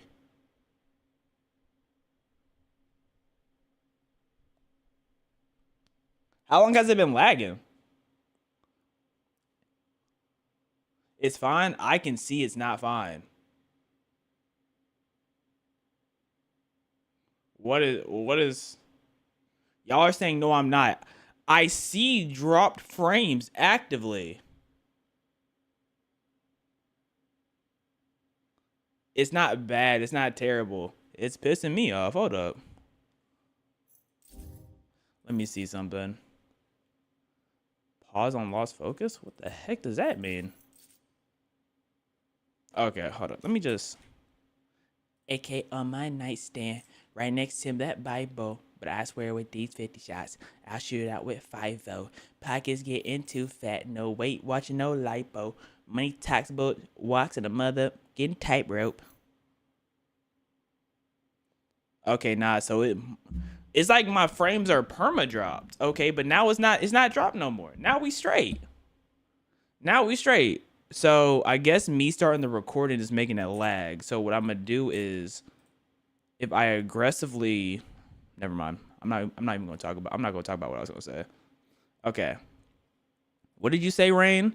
Nah, that's just you. But like mine is what's gonna be shown in the recording. So what my side says is low key more important than what y'all say. You know what I mean? Like what I'm getting on my side. Okay, everything's straight now. It looks straight for right now. Hopefully it doesn't get too skippy. All right. Why is my face so oily? It's called skincare. You know what I'm saying? I don't be going around everywhere looking dry, sick of life. You know what I'm saying? I go everywhere and I look so refreshed. I look refreshed. You know what I'm saying? My fault. Let's get back to the plot. All right. I'm not seeing no drop frames. Okay, let's go. Let's go. Oh, and hey, they call me Chase around here, so keep it, Sure, right. Yeah, Chase. It's been what, 10, 15 years? Has it really been that long? Yeah, I reached out to this little pissant when his dad passed. Then he got to ducking me like he owed me money. Okay. Weird place. R.I.P. I understand, kid. It was tough on all of us, so I can't imagine what you went through. Yeah, so what's up? You gonna tell me why you look like Black Einstein? Okay, man can't get old. Okay, so it only starts as soon as the game starts is when it starts lagging. So y'all know what that means for me. I'll play the game off stream because I'm not about to look at myself lag. I'm gonna keep it a bug. It's only when the game starts. So I'm definitely playing that off stream because I don't want to look at the lag. And then y'all are going to be like, oh, it's not that big of a deal, man. Just play it. Just play it. No. You're not going to gaslight me into me looking at myself skip around. I want it to look nice and crispy for when the video comes out. I want to be able to zoom on my face and it's not skip. So you're not gaslighting me. That's what's not going to happen. You know? So if you feel like you can gaslight me, you feel the need to say something and raise your voice, I'll just put my feet on cam. Make y'all go, okay, all right. I'm glad we're on the same page. All right, so we're gonna go to the streamers who are willing to do anything for views, and I'm going to turn the donations back on. Okay. What does this button do? I have no clue what that button does. Waka, I got a whole mini fan base from funding you. What does that mean? What, are you sending them to your Instagram, man? Or are you getting free promo? Well, actually, it's not free promo. You know what? Get all the promo you want, Rain. Shout out to you. Please, wake, please, notice me. Oh, I noticed you. Okay, let's go. Okay, am I still... Okay, I should be straight. I should be straight for the rest of the stream. I have to figure out whatever is dropping my frames later. Streamers willing to do anything for views. Let's see if I can get any ideas. Or if I should not get ideas. Have you seen the guy who's not sleeping? It's getting bad. I saw that guy. What's going on anymore, man? He was caught harassing a Filipina. What was the longest y'all going out sleeping? I think about 30 hours? 30, yeah. That's about it though. I think I've gone about 30 hours. A week? No, you would have died. 4 days? I don't believe y'all. Talking about some 4 days. No, y'all. No, it wasn't. 2 days? 2 days is believable. Go to True God stream. Wait, is True streaming right now? Hold up. 2 days? Yeah, I saw like 4 days. Yeah, all right. You woke up in the hospital. True is not streaming, bro. Unless he's streaming on a different account. Let's go to more True. Oh, he is. Look at this. Look at this handsome black man getting absolutely toyed with and actually getting toyed with and Wii boxing. Damn, he caught me. He caught me right in my... Yo. Shout out True, man. What a lovely man. Yo, he caught me. Hold on, what should I say in the chat? I gotta knock him out, bro. Join chat. How do I wait, hold up. How do I type in chat? Yeah. How do I? Yo. Where's the? Is it because I'm not signed? Wait, no, I am signed. I think I have to be subscribed. Oh, and I'm not subscribed on this thing, bro. I wanted to spam you stink in this chat, but that sucks for me. All right, let's go. He tried grabbing the cap of a security guard, as you can see there. But just please don't do what I did. Please, don't be that stupid. I would love to take you seriously, but I'm seeing cats have sex in the background while a dog watches, or they're just beating each other up. I don't know what they doing, but what is going on in this bottom right? There. But just please don't do what I did. Please. Like you just got the dog chilling? Don't be that stupid. I don't know what to do, you know? Life was going so good. I was waking up so happy every single day. A Dragon Ball fan got 2 cats and a dog? What happened? What did he do? Some streamers don't care about rules. They don't care if they put themselves in danger. They just want people to watch. That's me. Y'all know I do anything for the click. Anything for views. All right, so before we continue, I want you guys to meet my fiance. fiance. Hello. So we partnered with MyHeritage to sponsor this video as a paid collaboration and figure out exactly what ethnic background she has. If you've ever wondered where you really come from, MyHeritage helps you find that out. You basically tend, you know. Great, beautiful sponsorships. What is she? 88% Filipino. Lovely, lovely. Check out the $30 trial in his description. All right. Normie became famous for suffering on camera. Normie became famous for suffering on camera. He would put himself through extreme challenges. Then he would live stream the experience for everyone to see. In 2024, Normie made an announcement. He was going to stay awake for 12 days straight. He wanted to set a new world record. He called it Staying Awake for 12 Days World Record Live. But the challenge didn't make sense because this record didn't exist anymore. In 1997, Guinness banned all world records for staying awake. Why? Because it was deadly. Scientific studies suggest that even small amounts of missed sleep can negatively impact our mental and physical health. Sleep every night, guys, okay? No more 24-hour challenges, especially some of y'all little itty-bitty boppers. Y'all need to sleep, okay? Y'all brains are barely half functioning with the nicotine addiction as is, so you need to at least get your sleep. Breaking the staying awake record before. Most of them ended up with health problems that lasted 10 years. Jesus. In Normie's case, the record wouldn't count, even if he pulled it off. But he didn't care. Normie set up his stream on YouTube. The goal was to go 12 days without sleeping a wink. The world was watching. I wouldn't dare. At first, the stream was fun. Normie was feeling good.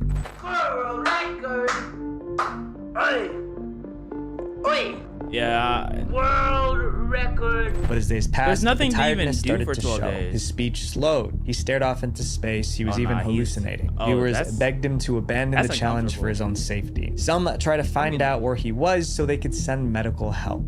Have you seen the guy who's not sleeping? It's getting bad.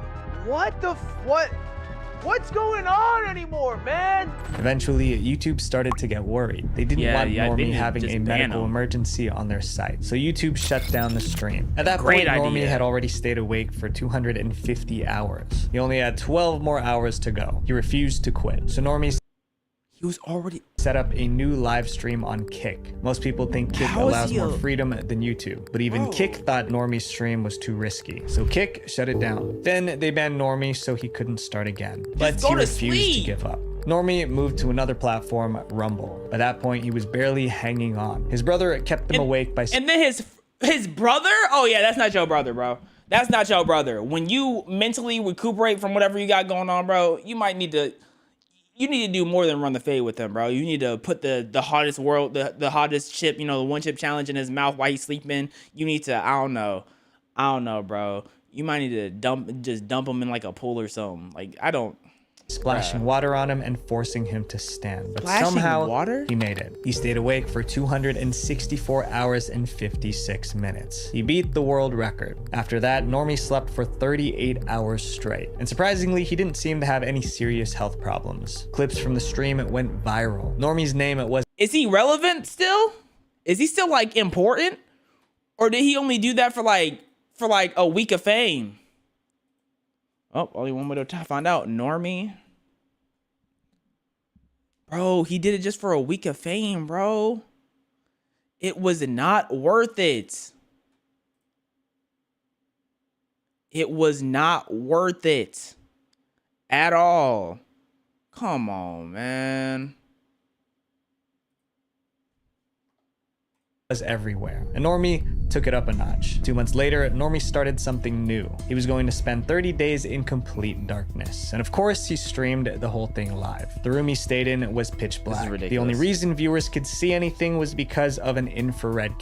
Was pitch black. $5 handstand, $20 jack off for an hour, $50 mouse tape. Why? The only reason viewers could see anything was because of an infrared camera. The room had nothing but a mattress and basic supplies. But the longer he stayed in the dark, the creepier things got. He started talking to the camera, trying to guess how many days had passed. By day 22, he was biting chunks out of the door. The viewers thought he lost his mind. Finally, it was day 30. Normie's friends pulled him out of the dark room. The audience watched as he saw light for the first time in 30 days. Look at the sun. Would that not hurt? It's over here. I don't think that's good for him. Normie did it all for views, and it worked. Today, he has over 1 million subscribers on YouTube, and he's still doing crazy challenges. Imagine spending 5 years in jail because of— That's not even close. That's not even close. I wouldn't dare do anything that would put my body in self-harm like that. I did a 24-hour stream once. I felt terrible the next day. Never again. I did a 24-hour once. Never again, bro. Princess Jules 13 cheered. X100. Waka, why are you so pretty, strawberry kissy face? It's because I stopped taking Viagra, bro. When you stop taking Viagra, you just start to glow. A live stream. That's what almost happened to our next streamer, Ice Poseidon. Ice Poseidon became really popular around 2016. He streamed himself getting into all sorts of trouble around Los Angeles. The more trouble he caused, the more views he got. Then one day he came up with a new idea. It was going to be the wildest live stream he'd ever done. In 2018, Ice launched the RV road trip. He convinced 14 streamers to hop into an RV and travel across the country. They were streaming 24/7, no breaks, no filters. We got 14 people, 14 days. Hopefully by the end of it, hopefully in 3 days, we'll see what happens. I don't know. It didn't take long for the RV to turn into a war zone. Fights broke out every day and viewers egged them on. It got so bad that someone was kicked off of the RV and left in the middle of the desert. The RV was a circus and Ice Poseidon was the ringmaster. It was like he knew the trip would be a disaster. Wait, 14 people in one RV? That bathroom's disgusting. Oh my goodness, the bathroom's disgusting. Bro, it stinks in there.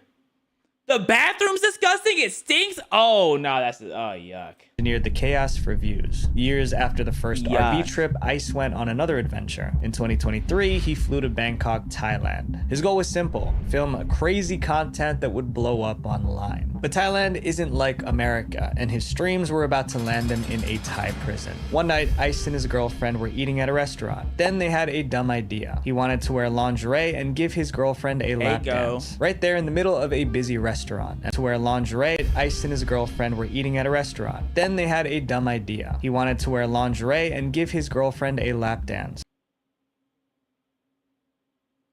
Why at the restaurant? Right there in the middle of a busy restaurant. And of course he would stream it live. It was crazy, but he did it. The stream was getting views and reactions online. But there was one thing that Ice didn't consider. Thailand has some of the strictest laws about public decency. Giving a lap dance in public wasn't just offensive, it was illegal. The restaurant manager was furious. She accused them of disrespecting Thai culture. Someone called the police. Valid. By the end of the night, Ice was arrested. He was charged with distribution of obscene content. That carried a sentence of up to 5 years in a Thai prison. But Ice got lucky. He spent a couple weeks in jail and was forced to issue a public apology.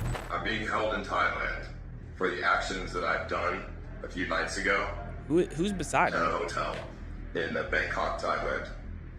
I wanted to make this video to apologize. Yeah, you can't play with other countries' laws, bro. You might know your country's laws and what you can bend there, but when you go cross borders, bruh, it's not a game. You don't know what silly thing you could do back in America could get you got somewhere else, bro. Be careful. You gotta do your research. I don't think he would have ever got 5 years for that. I think the 5 years are for something similar to it, but that's like more extreme. Like maybe if he was naked or something. But I think because he still had lingerie, like it wouldn't have been like 5 years. You know what I mean? Then he was released on a $12,000 bail. Ice's lap dancing stream got views, but it also got him arrested in a foreign country. Hopefully he learned his lesson. His next streamer, you guys probably know, he barks like a dog, but the internet loves him for it. IShowSpeed. IShowSpeed is only 20, but he already has 4.2 billion views online. And that's because he is unpredictable. Sometimes he barks, roars, shouts, or twerks at the webcam for no reason at all. His unpredictability made him famous, but as more people tuned in, he took his craziness to the next level. Was that the Dingling clip? Was that the Dingling clip, bro? It was the 4th of July, 2022, Independence Day. Speed decided to celebrate live on stream. No, but his was idea it? of celebrating was Okay. insane. Speed lit a giant Pikachu-shaped firework inside his bedroom. Not outside, not in the park, right in his room. Surrounded by furniture, wires, and stuff that could easily catch fire. The Terrible second he idea. lit the fuse, sparks flew in every direction. At first, Speed laughed it off, but the sparks kept flying and he panicked. It seemed the room would catch fire, but it didn't. The sparks died down and nothing caught on fire. Clips of the live stream went viral. And then other This is people the start most doing it. obvious thing not to do, but also for some reason on July 4th, all Americans become slightly dumber. Yeah, he genuinely could have burnt down his house. A Reddit user summed it up perfectly. People will do the dumbest things for internet fame. You'd think nearly starting a house fire would be a one-time thing, but not for Speed. He did it And again. just look at AMP. They be having fireworks in the house all the time. It's stranger for them to not have fireworks in the house on July 4th. Fast forward to October 2023. Speed was streaming from his room. Suddenly, he pulled out another Pikachu firework. Maybe it's my time to do it this year. Let's go! He lit the fuse, and fireworks exploded all over his room. Sparks hit the curtain and Like, bounced maybe it's off my the walls. turn. It was everywhere. Why Speed does he grabbed a have it on pillow his trying to bed? block the sparks. Once again, it seemed the room might go up in flames. Somehow, he got lucky. The fireworks burned out before anything could catch fire. Just like last time, the Y'all video said, went "Please stop." viral. But Y'all this don't- wait, I time, shouldn't do many it? of his fans weren't laughing. I They thought it were was a great worried. idea. His behavior was dangerous. If the fire caught, it could spread to other homes. Yet, Speed's fan base kept growing. People still loved them. The year after almost setting his room on fire, iShowSpeed was named Streamer of the Year. This next streamer Look at him has go, been man. in and out of jail so many times, it's almost like he enjoys getting arrested. Who? Vitaly. Today, Vitaly is a streamer, but when he first started out, he was a prankster. His first viral video was titled Miami Zombie Attack Prank. Vitaly dressed up as a zombie and chased That's random hilarious. people through the streets That's of hilarious. Miami. You know what I'm saying? Like, things like that is so scary though, because what if you just get shot? You know what I mean? Like, what if you just get shot? That's why like public pranks, it's like it's very hard to you know what I'm saying, like play around and know what you should and shouldn't do, because you could just get shot. Video blew up and made Vitaly a star, but it also said Princess Jules 13 cheered. X100. Well, Wackawackamun love you less than 3. Everyone say bye to Princess. set the stage for all the chaos that came next. A few years later, Vitaly uploaded another video. It was titled Russian Hitman Prank Gone Wrong. This time he dressed as a Russian gangster. He would walk up to random people and drop a briefcase beside them. Then he would tell them they had 60 seconds to run away from the briefcase. Naturally, people thought there was something terrifying in there, so they took off running. It wasn't long before someone— I was about to say, I forgot, I don't know what the laws call specifically, but it's like something to like, if you cause like terror type of fear, like if you cause a group of people to feel like their life is in danger, you can get in trouble for that. Which is why, like, if you set off the fire alarm in school, like that's a crime, because like you're causing mass terror. I don't remember the name of it specifically, but that's not a good idea. Called the cops. Vitaly was arrested for charges related to device threats. Eventually, the charges were dropped. When Vitaly posted the Russian Hitman video, it went viral, and he learned a twisted lesson. Breaking the law to go viral was worth the risk, so Vitaly took his troublemaking It's called disturbing global. the peace? In 2014, Vitaly interrupted the World Cup final in Brazil. He ran across the field with the words "natural-born prankster" on his chest. Anything Security for the tackled clip. him, and he spent the night in jail. But he got the Anything for the attention he clip. wanted. In 2020, Vitaly flew to Egypt and climbed one of the pyramids. That was illegal too. Egyptian police arrested him. He spent 5 Is he trying to get banned in every country? Is that the days goal? in jail. Then he was deported and banned from Egypt for life. That became his pattern. Travel the world, do something illegal, get arrested, go viral, gain followers. Vitaly was an international troublemaker, but he was about to mess That's with such the a- wrong that's country. such a Earlier bad this year, name to 2025, Vitaly flew to the Philippines to film there. This time he was live streaming instead of pre-recording content. It didn't take long for him to stir up drama. In one stream, Vitaly threatened to rob a woman. In another, he stole a police officer's hat and ran. He was caught harassing a Filipina. He tried grabbing the cap of a security guard, as you can see there. And then there were other acts that he committed. Vitaly called it content. Viewers called the police. Filipino police tracked him down and arrested him. He was labeled an undesirable alien. That's illegal. The term alien is just so wild to me to use on somebody. That's so wild. Police tracked him down and arrested him. He was labeled an undesirable alien. That's a legal term for foreigners who break local laws or disturb the peace. And as I'm making this video right now, Vitaly is being held in a detention center. He's facing multiple charges, including harassment and attempted theft. If convicted, Vitaly could spend years in a Filipino prison. Jesus. He treated getting arrested like part of the job. Maybe this time he's finally gone too far. Up next is someone who will do anything to be the best. Kai Cenat. In early 2024, Kai Cenat was the king of Twitch. He had more subscribers than anyone else, and he was obsessed with being #1. But on September 30th, Kai woke up to bad news. Another streamer called VTuber Iron Mouse passed him. Iron Mouse now had about 326,000 subscribers. That was about 20,000 more than Kai. That meant Iron Mouse was now the top Twitch streamer. Kai wanted to be back on top, no matter what it took. So he came up with a plan, something guaranteed to bring in subscribers. He was going to stream for 30 days non-stop, 24 hours a day, 7 days a week. Kai had done a 30-day stream before and it was exhausting, but he was willing to endure anything to be #1 again. Kai called it Mafiathon 2 and it kicked off on November 1st, 2024. Man, I could never do 24 hours straight of streaming, bro. 30 days? 30 days? Bro, like, I won't be able to scratch my butt. If I scratch my butt too close to the hole, there it is. It's clipped. Everyone's sending it everywhere. Every time you go on Twitter or Reddit, you're just going to see your butt getting scratched. You know what I'm saying? You go to sleep, you poot too loud. That you're gonna go on Twitter again. Oh, it's just your poot repeatedly. Nah. Kai's room became his stage. He gamed, he sang, he hosted celebrity guests. He even slept live on camera. But after 3 weeks without a break, Kai made a disturbing announcement. He was coughing up blood. This morning, I was coughing up blood this morning, right in the cup. If you look in that cup, there's blood, there's spit. I am sick, because my chest is all clogged. I didn't need to know that, buddy. There was panic and made headlines. Most people would have ended the stream right then, but not Kai. He had 8 more days to hit 30. Kai was beyond tired, but he was desperate to keep people watching. He needed something shocking to hold. Man, for the rest of the 8 days, would just replay my old videos. I would just be sleeping, just have my replay of old videos on stream.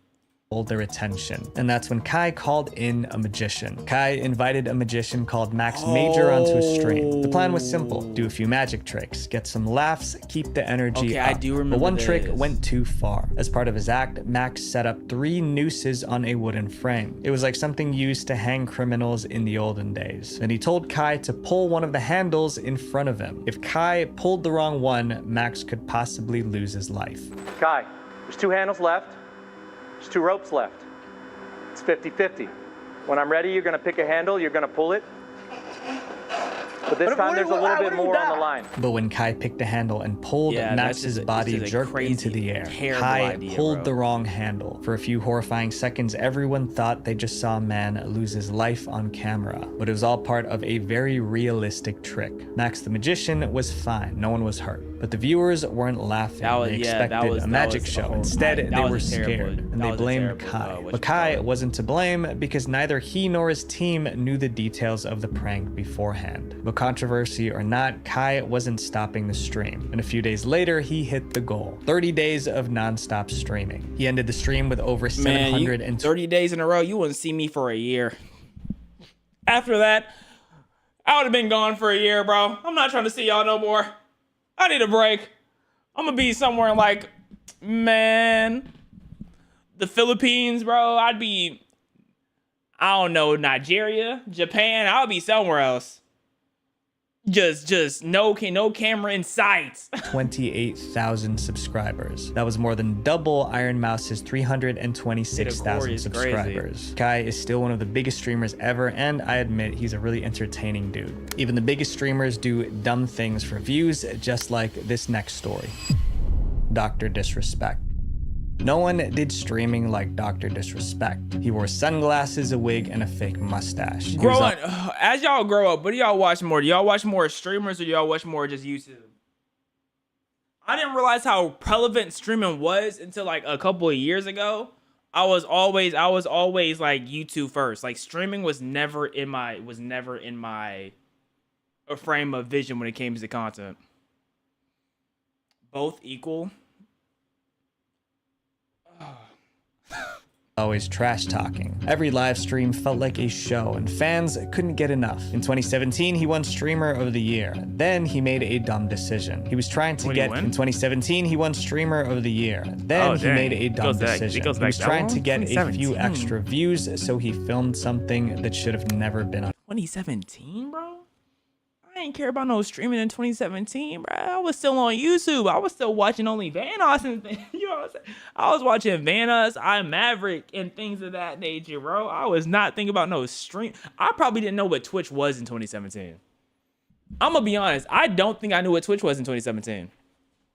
That's how far of it just out of my form of media it was. On camera. It happened in June 2019 at the E3 gaming convention in LA. Dr. Disrespect wanted to give his fans a behind the scenes look, like they were right there walking beside him. But he took the idea of capturing every moment a little too far. While live on stream, Dr. Disrespect walked into a public bathroom, but he didn't turn the camera off. There were people inside, some at the urinals, others washing their hands, and Dr. Disrespect was streaming. It wasn't just awkward, it was illegal. In California, it's a crime to film inside a public restroom. That should there be were illegal more everywhere. than 60,000 viewers watching. Social media went crazy. People bombarded Twitch and E3 with complaints. Dr. Disrespect suddenly realized he was in trouble. Twitch slapped him with a 2-week ban, and E3 kicked him out of the convention. A week later, he posted an apology. He said, "We were so into the E3 IRL journey that we became a little blind in what's okay and what's not okay. We had no ill intentions." The scandal eventually died down.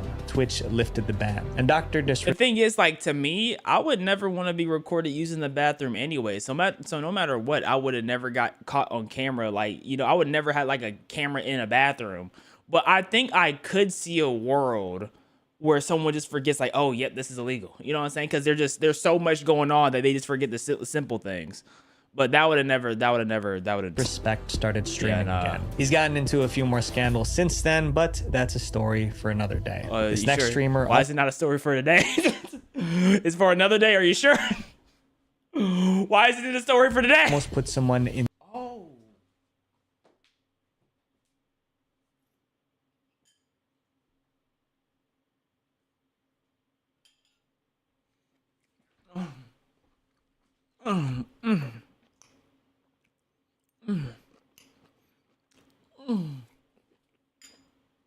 In the emergency room. Carl Reamer. Carl Reamer didn't seem like the type to do something crazy for views. He was a professional Call of Duty player. He had more than 100,000 followers on Twitch. He was part of an esports team. He wasn't involved in any kind of drama. But one day, Carl got caught up in the moment, and he did something that made him go viral for all the wrong reasons. Wow. It was March 4th, 2020. Carl went live from his bedroom like usual. But that night, things were different. For one, Carl had been drinking. You can tell by the way he slurred his words. Then he started ranting. Can you shout me out? Now, why would I ever shout out Francis? Like, Francis has no reason to be shouted out besides him just donating. Like, Francis, I don't see why you should particularly be shouted out, bro. Like, Francis, I don't understand. About people who were calling him broke. He was by the way he slurred his words. Then he started ranting about people who were calling him broke. Okay. He was trying to act tough, like he was trying to scare those calling him broke. Okay. So he reached off camera and pulled out a pew-pew. Say I ain't got money. Talk to him. Say I ain't got money. Flex on him. Yeah, talk to him. Smashed into his computer setup. Carl was frozen in shock. He quickly ended the stream, but it was too late. Thousands. I mean, that really wasn't that like crazy. I'm not gonna lie. Like, maybe I'm just so desensitized because of rap music, but I'm just like, you know what I'm saying? Like, sometimes you just gotta flex on them. Like, the viewers saw the whole thing. By morning, the clip was viral. It seemed everyone was talking about Carl. And it accidentally fires while he's on air, and I guess he ruined. Never mind. It fired. Never mind. Never mind. It fired. I guess that's like similar to when John Morant was waving his gun on was it on Instagram Reels? Not Instagram Reels, on Instagram Live. That's kind of similar. Oh, it fired. That's bad. A $1,000 monitor. And there were serious consequences. First, Twitch banned Carl for violating their firearms policy. Okay. Then his esports team dropped him the same day. Carl's career was in free fall. So we made a YouTube video to apologize. Last night, I was being stupid on my stream, as I normally am, but I'll just kind of roll this clip so that you can understand if you haven't seen it already. He begged fans not to copy him. But just please don't do what I did. Just please. Your apology video is so bad, purely based off the cats in the background. Like, it's so... Those cats and dogs literally ruined this video. I wouldn't be mad if he reshot the video just so the dogs and cats are not in the background. Cause look at them, bro. Don't be that stupid. I don't know what to do, you know? Life was going so good. I was waking up so happy every single day. Since getting banned from Twitch, Carl moved his streams to YouTube, but it was never the same. No matter what he did, someone in the chat always brought up the incident. It happened in 2020, about 5 years ago, but it seems that Carl might never live it down. People call this next streamer evil because of what she did on camera. Let's take a guess. Is it Alinity throwing her cats? Natalie Reynolds.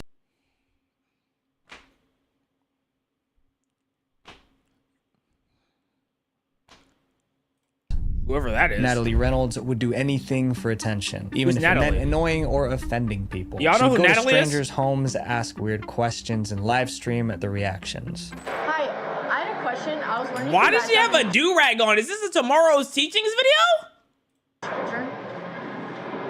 They're not here right now. Oh, I wanted to do a social experiment. I have this white van that says free candy on it. And I wanted to see if they would fall for it. I'm here. Sorry. Another time, she went to a gym wearing nothing but body paint. People noticed and called her out. Her content was offensive, but Natalie loved the drama. Then came the braid incident. I think Natalie got into a fight with a woman someone do a body paint video, but not her. Who was upset that Natalie was wearing braids. After the confrontation, Natalie posted more videos showing off her braids. She just loved— I don't think girl should got mad at her for having braids because that's a whole nother person, so you can't really like do nothing about it, but she shouldn't have braids in. It's just it's not for her hair. Her hair's gonna fall out like that. That's why you can't rock certain people's hairstyles, because it's literally not good for your hair. If I decided I wanted my hair to be all nice and straight like a white boy, I would literally have to damage my hair every day just to be able to maintain that hairstyle. I'm like, we're not meant for their hairstyle, they're not meant for ours. So this is— loved stirring the pot. That was her thing. Push buttons, start drama, and get views. But what she did next wasn't just annoying, it was deadly. In May 2024, Natalie live streamed herself walking around— Oh, it's this girl! Oh yeah, I did see this clip. This clip pissed me off. Oh my good, I forgot what video I reacted to.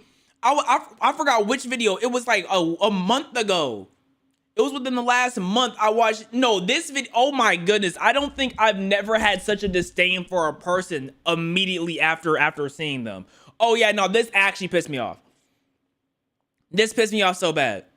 Austin, Texas. She was taking part in a scavenger hunt. It was a challenge where streamers had to find hidden items to win a prize. As part of the challenge, Reynolds needed to find an RFID scanner. The search led her to a lake. She thought the scanner might be in the water. That's when Natalie saw a woman sitting nearby, and she made her an offer. She promised to give the woman $20 to get the scanner from the lake. The woman said she couldn't swim, but Natalie didn't care. She kept pressuring the woman to jump in. You should jump in. All right. And I think if you jump in, you'll be able to find the scanner. All this time, Natalie kept streaming. Finally, the woman jumped. But since she couldn't swim, she started to drown. Natalie didn't seem bothered. She giggled as the woman struggled. Somebody nearby called 911. That's when Natalie and her crew did the worst thing. They jumped into a car and they just sped drove off. away. They left the woman in the water fighting for her life. And they just As recorded viewers the whole watched time. in horror, one left a comment. So they walked away instead of pulling her out of the And then lake. all the cameramen were just there laughing. Like, like everything about the clip I saw just, oh my goodness, I'm getting mad again. I don't get mad at the internet, bro, but that made me so mad. Emergency workers seem to have made it just in time to save the drowning woman. Meanwhile, Natalie's stream went viral. Thousands saw what she did and they were furious. Natalie Reynolds, a name I wish I didn't have to say. I don't even want to give her the recognition by saying her name. An evil, evil, scummy person. It's not often a girl makes my influencer sociopath list, but here we are. Natalie Reynolds.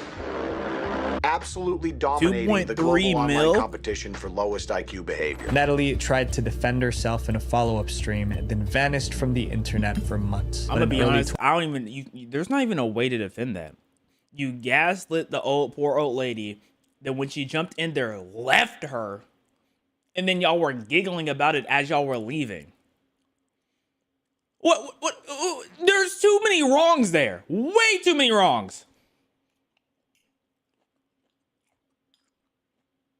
2025, she came back with an apology. Natalie also said she was in legal trouble because of the drowning incident. Investigations were ongoing, but it wasn't looking good for her. She was put on house arrest because of the incident. In the end, Natalie didn't go to jail. At least, not yet. But the internet may never forgive her for what she did to that woman. These stories prove one thing. Not all attention is good attention. My friends, views come and go, but mistakes stay on the internet forever. Visual Venture. That's a bar, Visual Venture. What a beautiful content creator, man. Lovely, lovely, lovely man. Okay, guys. Let me tell y'all what the plan is. Because, unfortunately, a change is coming.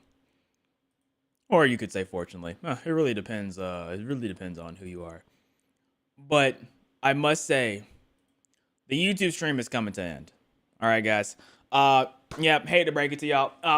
We are going to watch Total Drama on Twitch. You know what I'm saying? We're about to watch Total Drama on Twitch. I can't stream that on YouTube, so you know what I'm saying? I enjoyed y'all company. You know what I'm saying? If y'all want to join us on Twitch in this series, you're about to watch Total Drama. If y'all don't want to join, then like, I don't know, go like a video or something. You know what I'm saying? But I hope you have a wonderful rest of y'all day. Have a great night. Sleep tight. And whatever y'all do not let the bed bugs bite. But they might. Okay.